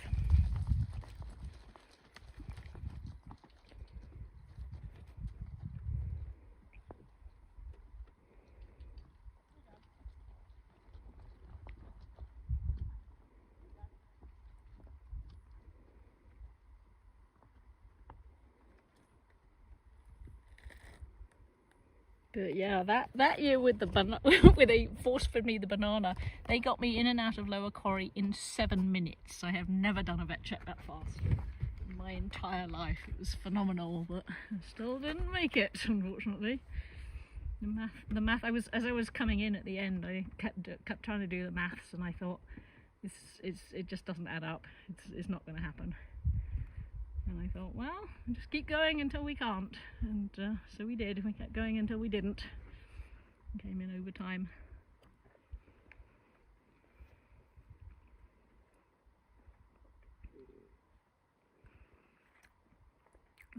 Yes, the trail going down out of here is very narrow with drop-offs. It's quite squeaky, and it's funny, if you ride it in training, it gives me the heebie-jeebies, and I sometimes have to get off because I can't deal with it. But if you ride it during the ride, it's a completely different feel. I don't know if it's because you've gone so much further, but you're just like, you're invincible on the day, so you can ride it.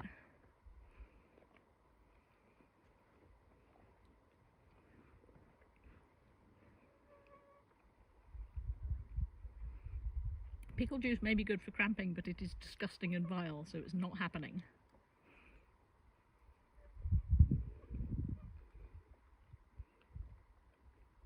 I don't know who this rider is. This is probably Sonia Willits with her Rocky Blue.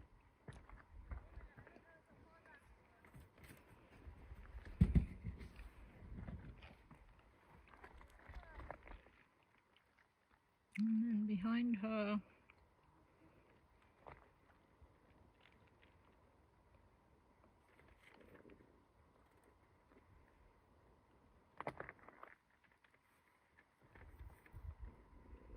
Jake, no, unfortunately, if you're pulled for cut-off, you do get pulled from the ride, and the reason for that is because they need to pull the vets in, because they usually have to be somewhere else downstream. Hello, hello. Hello. You need my number? Go ahead. 112. 112. It is not 81. Sonia Willits, and number 81. Unfortunately, I don't know either of these ladies. Neither of them is Sonia Willits, that's for sure.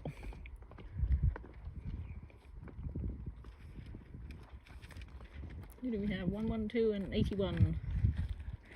And the time is... oh, my watch has gone out. The time is 4:51.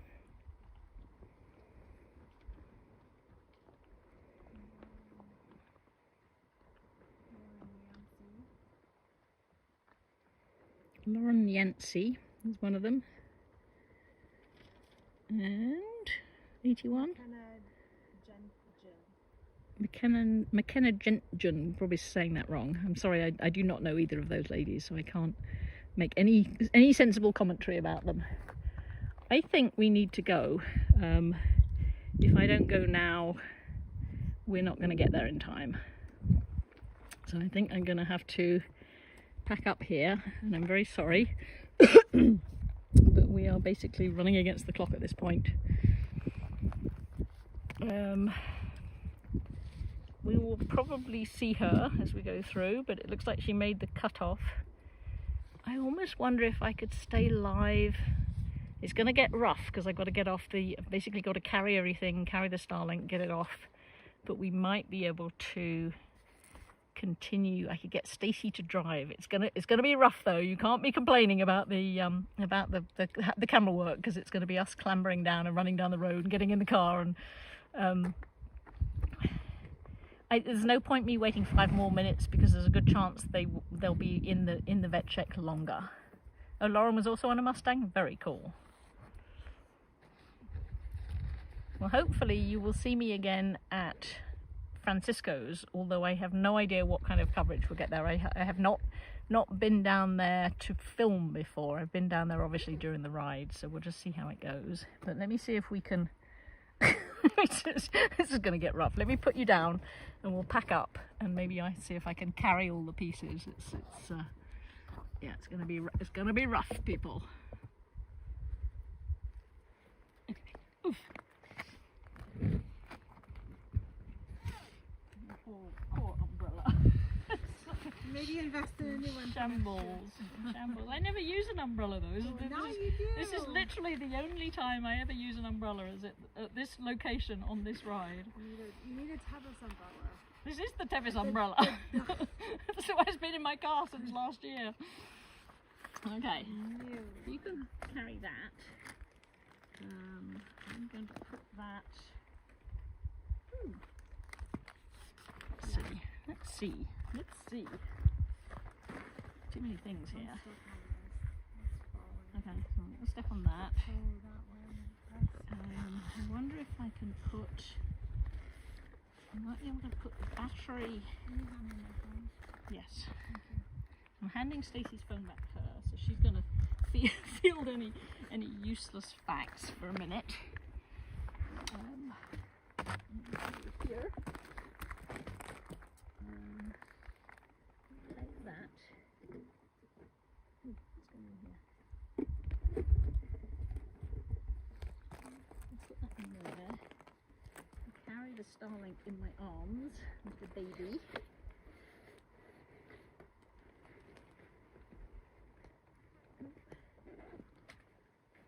Put it in there. Go in. In the bag. I don't know if it's going to work because it might disconnect it. Maybe I'll lie it on its back and see if that works.